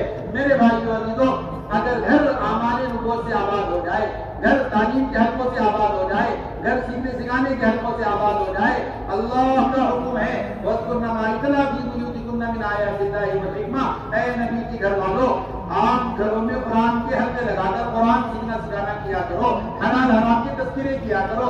اے نبی کے گھر والوں گھر میں حلقے لگا کر اللہ کے نبی کی طرف سے جو احادیث ہے اس کا ایک دوسرے سے مذاکرہ کیا کرو۔ یرید اللہ وَيُذْهِبَ عَنکُم الرِّجْسَ أَهْلَ الْبَیْتِ، اے نبی کے گھر والوں اللہ ان اعمال کے ذریعے تمہارے گھر سے گندگیاں دور کر کے تمہارے گھر کو پاکیزہ، نورانی اور صاف ستھرا بنا دینا چاہتا ہے۔ اگر نبی کے پاکیزہ گھروں کو مزید پاکیزہ بنانے کے لیے اللہ نے اعمال دیے ہیں تو ہمارے گندے گھر اور ہمارے اسباب سے بھرے ہوئے گھر انہیں اعمال سے آباد کرنے کے لیے اور انہیں اللہ کی رحمتوں سے بھرنے کے لیے اور انہیں فرشتوں کی آواز کا بنانے کے لیے اتنا ضروری ہوگا ان اعمال کو گھروں میں داخل کرنا۔ میرے بھائیوں کی تو بات یہاں آگے بگڑی ہے، ایمان والا اسباب کے درمیان زندگی گزار رہا ہے، اعمال سے نکما خالی ہو کر زندگی گزار رہا ہے، بازار کی معاشرت خوب اچھی طرح سے کما رہا ہے، زندگی میں چین نہیں ہے، گھروں میں چین نہیں، مسجدوں کو وقت دینے تیار نہیں۔ بات کیا ہے کہ جو طریقے اور جو اعمال اللہ کی رحمت کو اتارنے والے تھے، اللہ کی مدد کو متوجہ کرنے والے تھے اور گھروں میں چین و سکون لانے والے تھے، گھروں کی معاشرت کو پاکیزہ بنانے والے تھے، ان اعمال سے ایمان والا اپنی زندگی کو بچا کر ان اسباب میں زندگی لگا رہا ہے جو اسباب خدا کی قسم کامیابی عزت کا ذریعہ نہیں ہے۔ اس لیے سب سے پہلا اس مجمع کے ہر فرد سے اس بات کا عہد لینا ہے، روزانہ 8 گھنٹے مسجد، اعمال مسجد میں اپنے اوقات کو فارغ کرنے کا یہ سارا مجمع مستحب کرے کہ انشاءاللہ روزانہ 8 گھنٹے مسجد کے حلقوں کو فارغ کریں گے انشاءاللہ، تاکہ ایمان بنے، یقین بنے، اللہ کا تعلق بنے، اللہ کے ذات جانی کا اعتماد پیدا ہو، عبادات کی حقیقت زندگیوں میں آئے، معاملات درست ہو، معاشرت درست ہو، اخلاقیات درست ہو، زندگی گزارنے کے طور طریق درست ہو اور ساری معاشرت عمدہ پاکیزہ بہترین بن جائے۔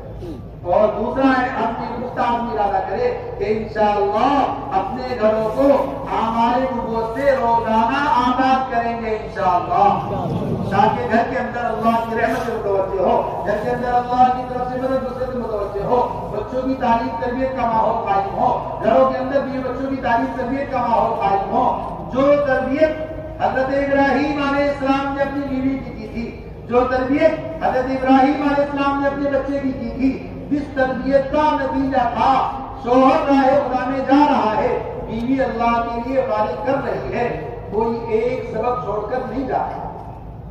آج 4 ماہ اللہ کے راستے میں جانے کی تشکیل ہوتی ہے، ہمارا مسجد جماعت کا ساتھی، ہمارا پرانا ساتھی 4 ماہ جانے کے لیے بیگ اٹھا کے جا رہا ہے، بیوی بیگ پکڑ کے روک لیتی، کہاں جا رہے ہو؟ اسباب کے درمیان بیوی کو چھوڑ کر جا رہا ہے، اس کے باوجود بیوی چھوڑنے تیار نہیں ہے۔ اس کی وجہ یہ ہے کہ ہم نے گھروں کو تعلیم کے حلقوں سے آباد نہیں کیا، ایمان بنانے کے حلقوں سے آباد نہیں کیا، گھروں میں اللہ کے وعدوں کی تشریف نہیں کی، گھروں میں اللہ کی بڑائی عظمت کے بول نہیں کھولے، ہم نے اپنے گھروں کی تعلیم تربیت کا ماحول قائم نہیں کیا، اس لیے اسباب کے درمیان چھوڑ کر جانے والا بھی راہ خدا کے نظر سے رکا ہوا۔ آج کی کارگزاری میں 1004 ماہ لگائے ہوئے ہیں، سالانہ 4 ماہ 2 ساتھی لگائے، 2000 چلہ لگائے ہوئے ہیں، سالانہ 4 چلہ 80 ساتھی لگا رہے ہیں۔ کیا بات کیا ہے؟ چیزیں تو بہت ہے، اسباب تو بہت ہے، نہ گھروں میں باتیں ہیں، نہ گھروں کے اندر رہنے کے لیے رہائش کے اسباب نہیں ہیں، ایسے گھر نہیں ہے، ایسے بھی گھر نہیں ہے کہ ایسے ٹوٹے پھوٹے ہوں کہ اس میں پانی برس رہا ہو اور اس میں زندگی گزارنے کے اسباب اچھے نہ ہو۔ ماشاءاللہ کھانے پینے کی نعمتیں متوجہ ہے، راحت آرام کی نعمتیں متوجہ ہے، وجہ کیا ہے؟ بیویاں رکاوٹیں کیوں بن رہی ہے؟ بچے رکاوٹیں کیوں بن رہے ہیں؟ وجہ یہ ہے کہ ہمارے گھر ان اعمال سے آباد نہیں ہے، گھروں میں وہ تعلیم تربیت کا ماحول ہم نے قائم نہیں کیا جو تعلیم تربیت کا ماحول حضور پاک علیہ السلام نے اپنے گھروں میں قائم کیا تھا اور مدینہ کے گھروں میں قائم کیا تھا اور انبیاء علیہ السلام نے اپنے گھروں میں قائم کیا تھا۔ ابراہیم علیہ السلام جوان بیوی کو اور چھوٹے سے بچے کو ایک ایسے میدان میں چھوڑ کر جا رہے ہیں جہاں نہ کھانے کے اسباب ہے، نہ پینے کے اسباب ہے، ایک دانہ نہیں، ایک درخت کا پتا نہیں، کوئی پرندہ وہاں گزرتا ہوا نظر نہیں آ رہا ہے۔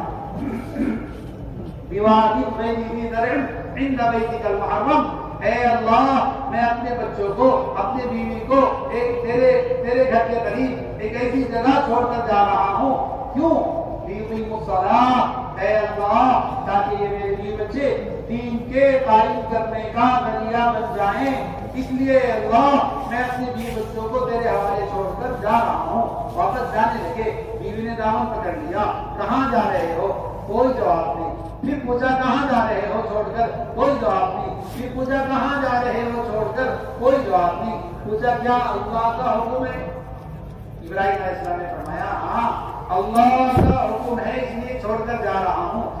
اس پر بیوی نے دامن چھوڑ کر یوں کہا اذن لا یضیعنا، ایسا ایمان بیوی کا بنا ہوا تھا اگر اللہ کے حکم پر آپ ہمیں چھوڑ کر جا رہے ہیں اللہ ہمیں ضائع نہیں کرے گا، اللہ ہمیں برباد نہیں کرے گا۔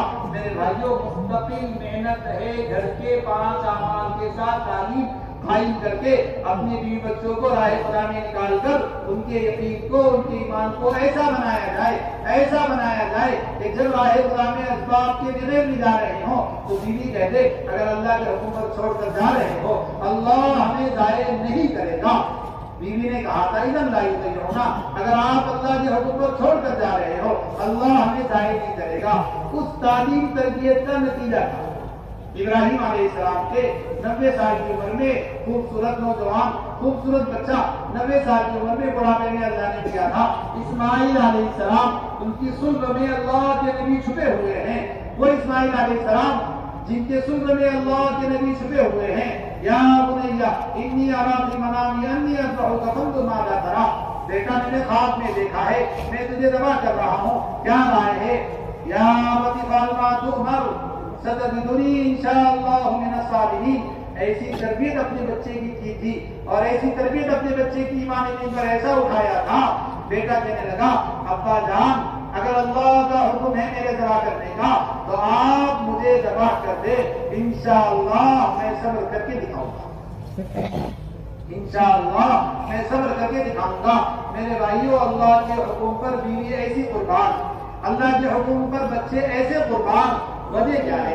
وجہ یہ ہے کہ گھروں میں ایمان یقین کے مذاکرے تھے، گھروں میں اللہ کی ذات عالی کی بڑائی عظمت کے تذکرے تھے، گھروں کو ایمان عمل سے آباد کیا ہوا تھا، مسجد میں ایمان یقین کے حلقے لگا کرتے تھے۔ مسجد کو اس لیے آباد کیا جاتا تھا تاکہ اللہ کے بندے یہاں آ کر اپنی دعائیں لے کر جائیں، اپنا ایمان یقین لے کر جائیں. اپنے بچوں بیوی کو اس لیے چھوڑ کر راہ خدا میں نکل رہے تھے تاکہ اللہ کا دین عالم میں زندہ ہو. ابراہیم علیہ السلام چھوڑ کر گئے. پیچھے حالات آئے.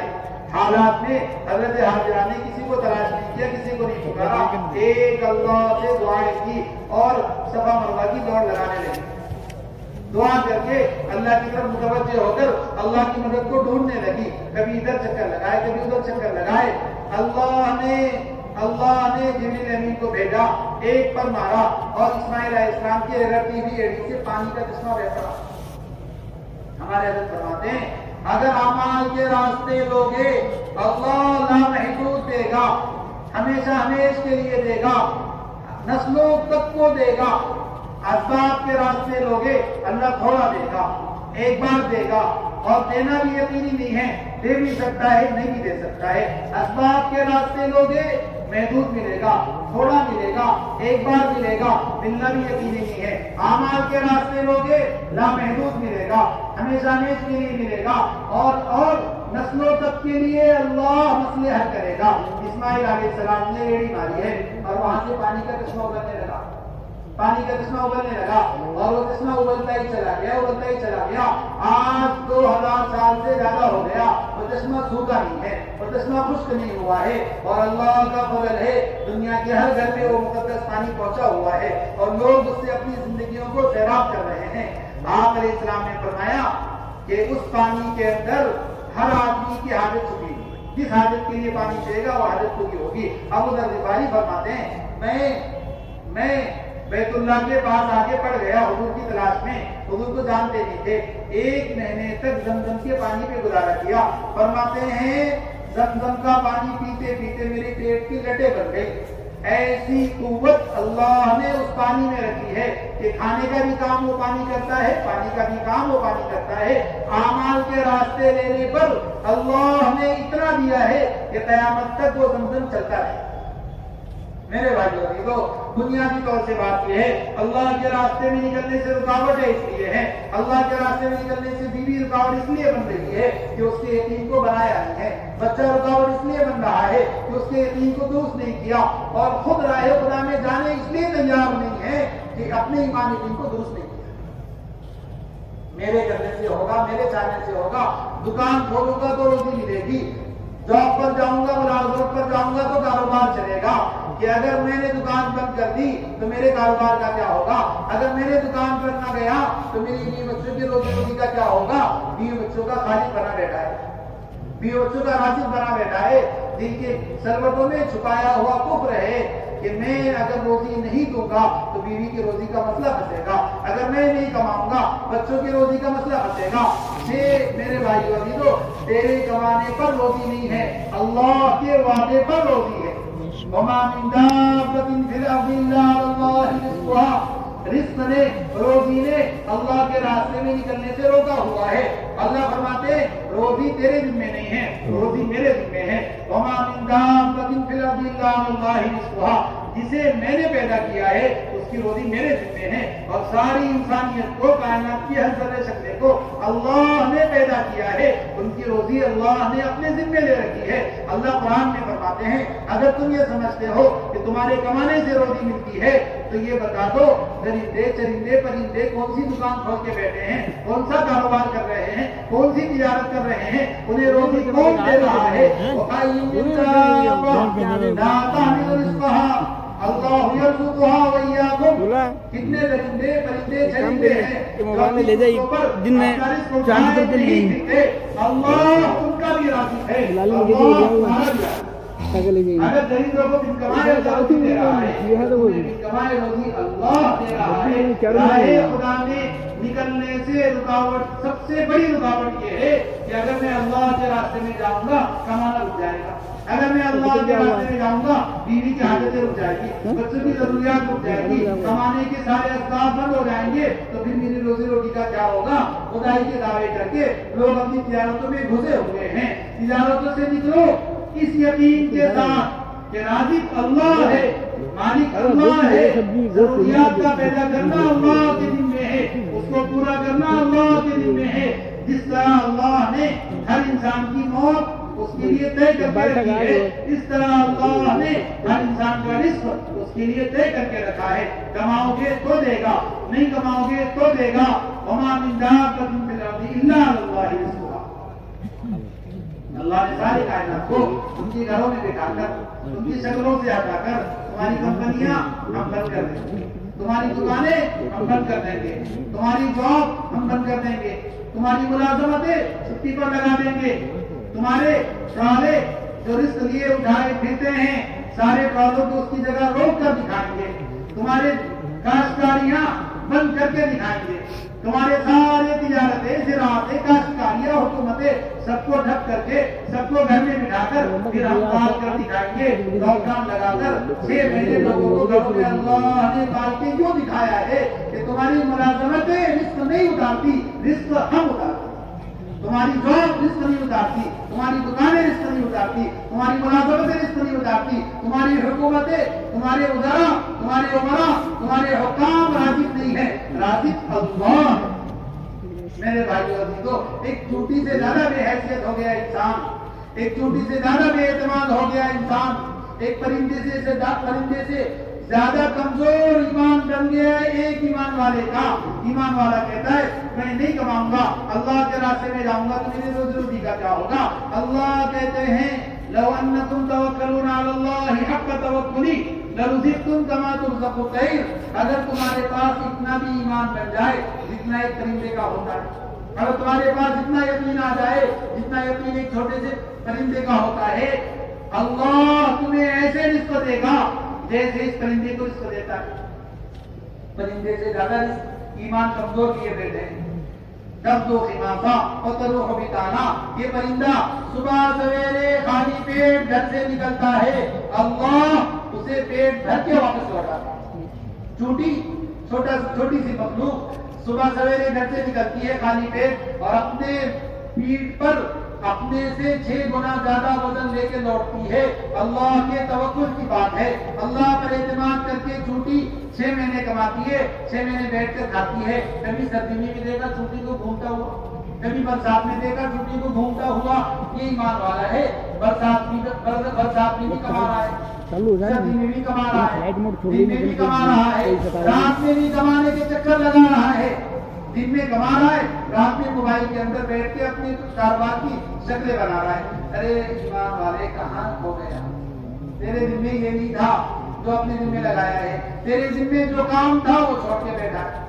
تجھے تو اللہ کا کلمہ عالم میں زندہ کرنا تھا، تجھے تو اللہ کے بندوں کو اللہ کی بندگی کی طرف لانا تھا، تجھے تو مشرق اور مغرب، شمال اور جنوب کو دھڑاندر بنانا تھا، تجھے تو عالم میں اللہ کے دین کو لے کے نفر و خروش کرنا تھا، تجھے تو اللہ کے کلمے کو لے کر دنیا کے کونے کونوں میں، گوشے گوشوں میں جانا تھا، اللہ کے بندوں کو بندگی سے نکال کر اللہ کی بندگی پر لانا تھا، اللہ کے بندوں تک اللہ کا پیغام پہنچانا۔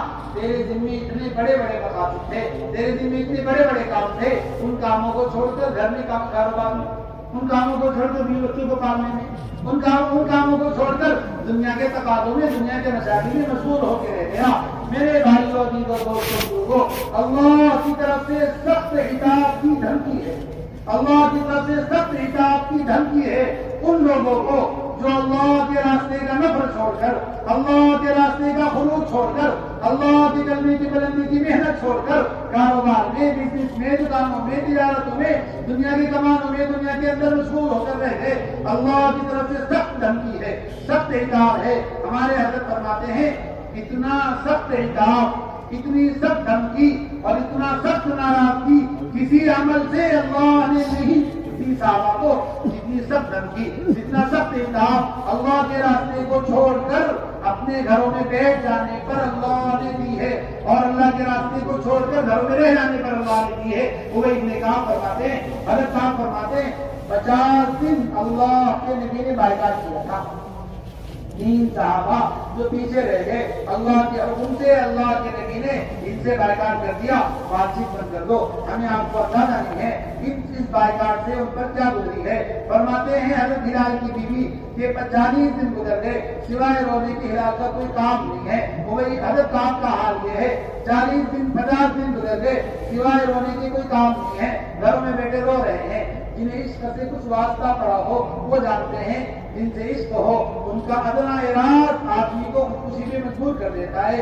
یہاں امام الانبیاء سید الانبیاء اللہ کے نبی ناراض ہیں، حضرات صحابہ پر کیا گزر رہی تھی؟ فرماتے ہیں مجھے اس بات کا فکر تھا، حضرت فرماتے مجھے اس بات کا فکر تھا کہ اگر اس حال میں موت آ گئی، اللہ کے نبی بھی ناراض، اللہ بھی ناراض، میرا کیا ہوگا؟ میرے بھائیو ایک خروج کے چھوڑنے پر اتنا سخت عتاب ہوا ہے، سارے نفر و خروج کے تقاضوں پر نکلتے رہے ہیں، ایک موقع پر پیچھے رہنے پر اللہ نے اتنا سخت عتاب نازل فرمایا ہے۔ اور جو بالکل نہ نکلے، بالکل کاروبار کے پیچھے، بزنس کے پیچھے، تجارت کے پیچھے، اپنی ٹیم کے اوقات، زندگی کے 30 سال گزر گئے، ایک بار 4 ماہ نہیں نکلا، زندگی کے 40 سال گزر گئے، ایک بار 4 ماہ نہیں نکلا، زندگی کا قیمتی وقت بزنس میں، کاروبار میں، تجارت میں لگایا، اتنی ناراضگی اللہ کی اس پر ہوگی، اتنا عتاب اللہ کا اس پر ہوگا، اتنا غصہ اللہ کا اس پر ہوگا، چاہے مقام پر رہ کر وہ 500 نمازیں پڑھ رہا ہو، چاہے مقام پر رہ کر ذکر تلاوت کر رہا ہو، چاہے مقام پر رہ کر کوئی عمل خیر سے پیچھے نہ ہو، حتیٰ کہ خیر کے کاموں میں مال بھی خرچ کر رہا ہو، خیر کے کاموں میں مال بھی لٹا رہا ہو، 500 نمازیں بھی پڑھ رہا ہو، بھی پڑھ رہا ہو، لیکن اللہ کے راستے کو چھوڑ کر اپنے مقام پر رکا ہوا ہے، اس رکنے کے ارادے پر اللہ نے ہلاکت بتایا۔ اس رکنے کے ارادے پر سیدن انصار نے یہ نیت کی تھی، ایک مدت سے اللہ کے راستے میں نکل جاتے ہیں، چند دن کے لیے نکلنا چھوڑ دیں۔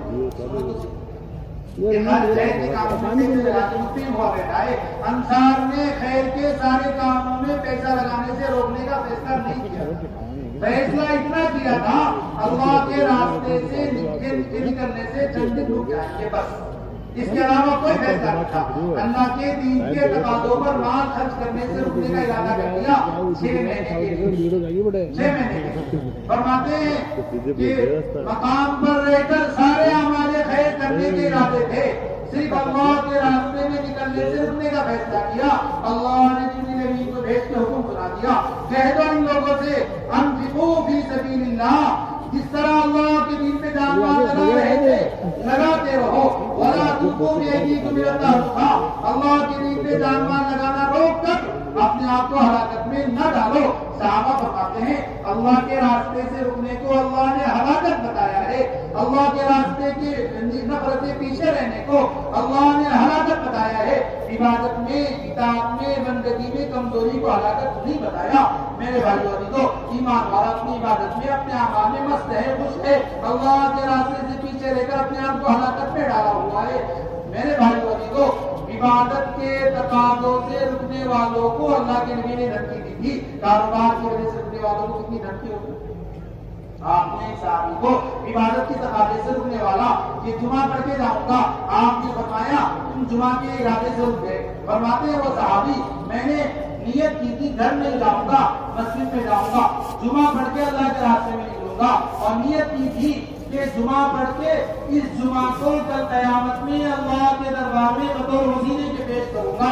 آخری جمعہ حضور کے پیچھے پڑھنے کے ارادے سے گئے تھے، رک گئے تھے، اللہ کے نبی نے جمعہ میں دیکھ لیا، کہا گئے نہیں، کہنے لگے اللہ کے نبی تیز رفتار سواری ہے، جلدی سے پہنچ جاؤں گا۔ کتنے دور چلے گئی آپ کی جماعت؟ اللہ کے نبی آدھے دن کی مسافت پر ہے، میں آدھے دن کے بعد پہنچ جاؤں گا۔ آپ نے فرمایا آدھا دن نہیں، وہ تم سے 500 سال آگے نکل چکے ہیں۔ مقام پر عبادت کے تقاضے سے رکنے والا آدھا دن رکنے والا 500 سال پیچھے رہ گیا، کاروبار کے تقاضے سے رکنے والا کتنے پیچھے رہ گیا، بیوی بچوں کے تقاضے سے رکنے والا کتنا پیچھے رہ گیا۔ میرے بھائیوں، دوستوں، بزرگوں، جتنا عتاب ہے، جتنی دھمکی ہے، جتنا غصہ ہے، وہ سارا غصہ اسباب چیزوں شکلوں میں رہنے پر ہے، اللہ کے راستے کے نفرت کو چھوڑ دینے پر ہے۔ اللہ نے صاف کہہ دیا ہے اگر تمہارے ماں باپ، اگر تمہاری بیوی بچے، اگر تمہارے گھر بار، اگر تمہاری تجارت، تمہاری دکانیں، تمہارے خوبصورت عمدہ گھر، تمہارا خاندان، تمہارا قبیلہ، تمہارے قبیلے کے لوگ، ان میں سے کوئی ایک اللہ کے راستے میں نکلنے سے روکنے کا ذریعہ بن جائے اور تم ان کی اطاعت میں، تم ان کی رضامندی کی تلاش میں، تم ان کو خوش کرنے کے چکر میں رک گئے، سنو کان کھول کے، اللہ کہہ رہا ہے سنو، اگر تم کاروبار کی وجہ سے، دکانوں کی وجہ سے، بزنس کی وجہ سے، تجارت کی وجہ سے، بیوی بچوں کی وجہ سے، ماں باپ کی وجہ سے اللہ کے راستے سے رک گئے تو اللہ تمہیں عذاب دے گا، اللہ تمہیں معاف نہیں کرے گا، اللہ تمہیں عذاب دے گا۔ قل ان كان آباؤكم وأبناؤكم وإخوانكم وأزواجكم وعشيرتكم وأموال اقترفتموها وتجارة تخشون كسادها ومساكن ترضونها أحب إليكم من الله ورسوله وجهاد في سبيله فتربصوا۔ اگر تمہارے ماں باپ، تمہارے بیوی بچے، تمہارے کاروبار، تمہارے بزنس، تمہاری تجارتیں، تمہاری منڈیاں، تمہاری دنیا کے مشاغل اللہ کے راستے میں رکنے کا ذریعہ بن گئے، اللہ تمہیں عذاب دے گا۔ اللہ ذلتوں میں ڈالنے کی دھمکیاں دے رہے ہیں، عبادت کے چھوڑنے پر نہیں، دعوت کے چھوڑنے پر۔ روایت میں صاف ہے، حضور پاک علیہ السلام فرماتے ہیں اذا تبايعتم بالعينة واخذتم اذناب البقر ورضيتم بالزرع وتركتم الجهاد، فرماتے اگر شہر کے لوگ بیچنے خریدنے میں لگ کر رک گئے اللہ کے راستے، اذا تبايعتم بالعينة، شہر کے لوگ بیچنے خریدنے میں لگ کر اللہ کے راستے سے رک گئے، اور دیہات والے گائے بیل بھینس کی دونوں کو پکڑ کر کھیت کھلیان میں لگ گئے اور اللہ کے راستے سے رک گئے۔ شہر والے کاروبار کی وجہ سے، دیہات والے کھیت کھلیان کی وجہ سے اللہ کے راستے سے رک گئے، اللہ کے نبی فرماتے ہیں صلی اللہ علیکم ذلن، تمہارے مال کے باوجود اللہ تم پر ذلت مسلط کرے گا، تمہارے چیزوں کے باوجود اللہ تم پر ذلت مسلط کرے گا، تمہارے مال اور اسباب کی کثرت کے باوجود اللہ تم پر ذلت مسلط کرے گا۔ اس ذلت سے نکلنے کا کوئی راستہ نہیں ہے سوائے اللہ کے راستے کے نفر کا، سوائے اللہ کے راستے کے خروج کا، سوائے اللہ کے راستے میں نکلنے کا۔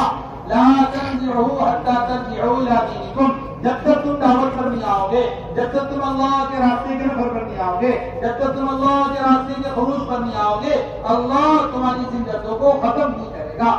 میرے بھائیوں، عزیزوں، دوستوں، بزرگوں، اس امت کے دل میں دعوت اللہ اور اللہ کے راستے کا نفر اقامت دین کے لیے فرض کیا گیا تھا، ہر فرد امت کے دل میں فریضہ دیا گیا تھا، اقامت دین کے لیے، احیاء کلمہ کے لیے، اللہ کے کلمے کو بلند کرنے کے لیے دعوت اللہ کی ذمہ داری دی گئی تھی۔ اس پر مدد کا، نصرت کا، دعاؤں کی قبولیت کا، عزت کا، سربلندی کا، مال و اسباب کی کثرت کا اللہ نے وعدہ کیا تھا اور یوں دھمکی دی تھی اگر تم دعوت اللہ چھوڑ کر گھر بیٹھ جاؤ، اگر تم دعوت اللہ چھوڑ کر دعاؤں میں لگ جاؤ گے، تمہاری دعائیں ہم قبول نہیں کریں گے، اگر تم دعوت اللہ چھوڑ کر مقام پر عبادت میں لگ جاؤ گے، تمہاری عبادتیں اللہ کی مدد اور نصرت کو نہیں اتارے گی، تم دعائیں مانگو گے اے اللہ مدد دے دے، اللہ فرماتے ہیں ہم مدد نہیں کریں گے جب تک تم دعوت پر نہیں آؤ گے۔ تم اللہ سے دعائیں کرو گے اے اللہ نصرت چاہتے ہیں، اللہ فرماتے ہیں ہم تمہاری نصرت نہیں کریں گے جب تک تم دعوت پر نہیں آؤ گے۔ یہاں تک روایتوں میں ہے تم جا کر اپنے نیک بندوں سے دعائیں کرواؤ گے، حضرت ہمارے لیے دعا کر دو، اللہ والے ہاتھ اٹھائیں گے اے اللہ امت بڑی خستہ حال ہے، امت بڑے مسائل مشکلات میں ہے، اے اللہ امت کو خستہ حالی سے نکال دے۔ اللہ فرماتے ہیں تمہارے نیک لوگوں کی دعاؤں میں، تمہارے نیک لوگوں کی دعائیں ہم قبول نہیں کریں گے، اور ہم بزرگوں سے کہہ دیں گے یہ خستہ حال سے نکلنے کے لیے دعائیں کافی نہیں ہے، انہیں نکالو اللہ کے راستے میں، یہ خستہ حال ہونے سے نکلیں گے، انہیں نکالو اللہ کے راستے میں، یہ غربت سے نکلیں گے، انہیں نکالو اللہ کے راستے میں، ان کی دعائیں عرش پر اٹھا دی جائے گی، انہیں نکالو اللہ کے راستے میں، اللہ اپنی مدد اور نصرت ان کے ساتھ کر دیں گے۔ نفر و خروج کے اوپر سارے وعدے ہیں، نفر و خروج کے چھوڑنے پر ساری دھمکیاں ہیں۔ اس لیے میرے بھائیوں اس سارے مجمع کے ہر فرد سے درخواست ہے کہ جو جس مقصد سے آیا تھا، اجتماع میں شرکت کے لیے آئے تھے، دعاؤں میں شرکت کے لیے آئے تھے، بڑا مجمع جمع ہو گیا ہے، کچھ بیانات سننے کے لیے آئے تھے، تبرک کے لیے آئے تھے، کچھ وظیفے میں جائیں گے وظیفے سننے کے لیے آئے تھے۔ ہمارے حضرت فرماتے وظیفے دعوت کو چھوڑ کر گھر بیٹھو گے وظائف تمہارے کام نہیں بنائیں گے۔ اس لیے میرے بھائیوں اس مجمع کے ہر فرد سے درخواست ہے یہاں سے نقد 4 ماہ پیدل اللہ کے راستے میں جانے کا یہ سارا مجمع پختہ ارادہ کرے کہ انشاءاللہ اللہ کے غصے کو ٹھنڈا کرنے کے لیے لیے، اللہ کی رحمت کو عالم میں متوجہ کرنے کے لیے، اللہ کے بندوں کو اللہ کی ذات عالی سے جوڑنے کے لیے، پورے عالم میں امن و امان سکون اطمینان قائم کرنے کے لیے، اللہ کے بندوں کو اللہ کی ذات عالی سے جوڑنے کے لیے، اور اللہ کی رحمتیں، اللہ کی برکتیں، اللہ کی طرف سے نازل ہونے والے مدد نصرتوں کو سارے عالم میں متوجہ کرنے کے لیے میں پیدل 4 ماہ اللہ کے راستے میں جانے کے لیے اس طرح تیار ہوں جس طرح اللہ کے صحابہ اللہ کے راستے میں پیدل 4 ماہ جایا کرتے تھے۔ اس مجمع کے ہر فرد سے گزارش ہے کہ اس اجتماع سے سارا مطلب مختار میں ارادہ کرے کہ انشاءاللہ پیدل 4 ماہ اللہ کے راستے میں جاؤں گا، انشاءاللہ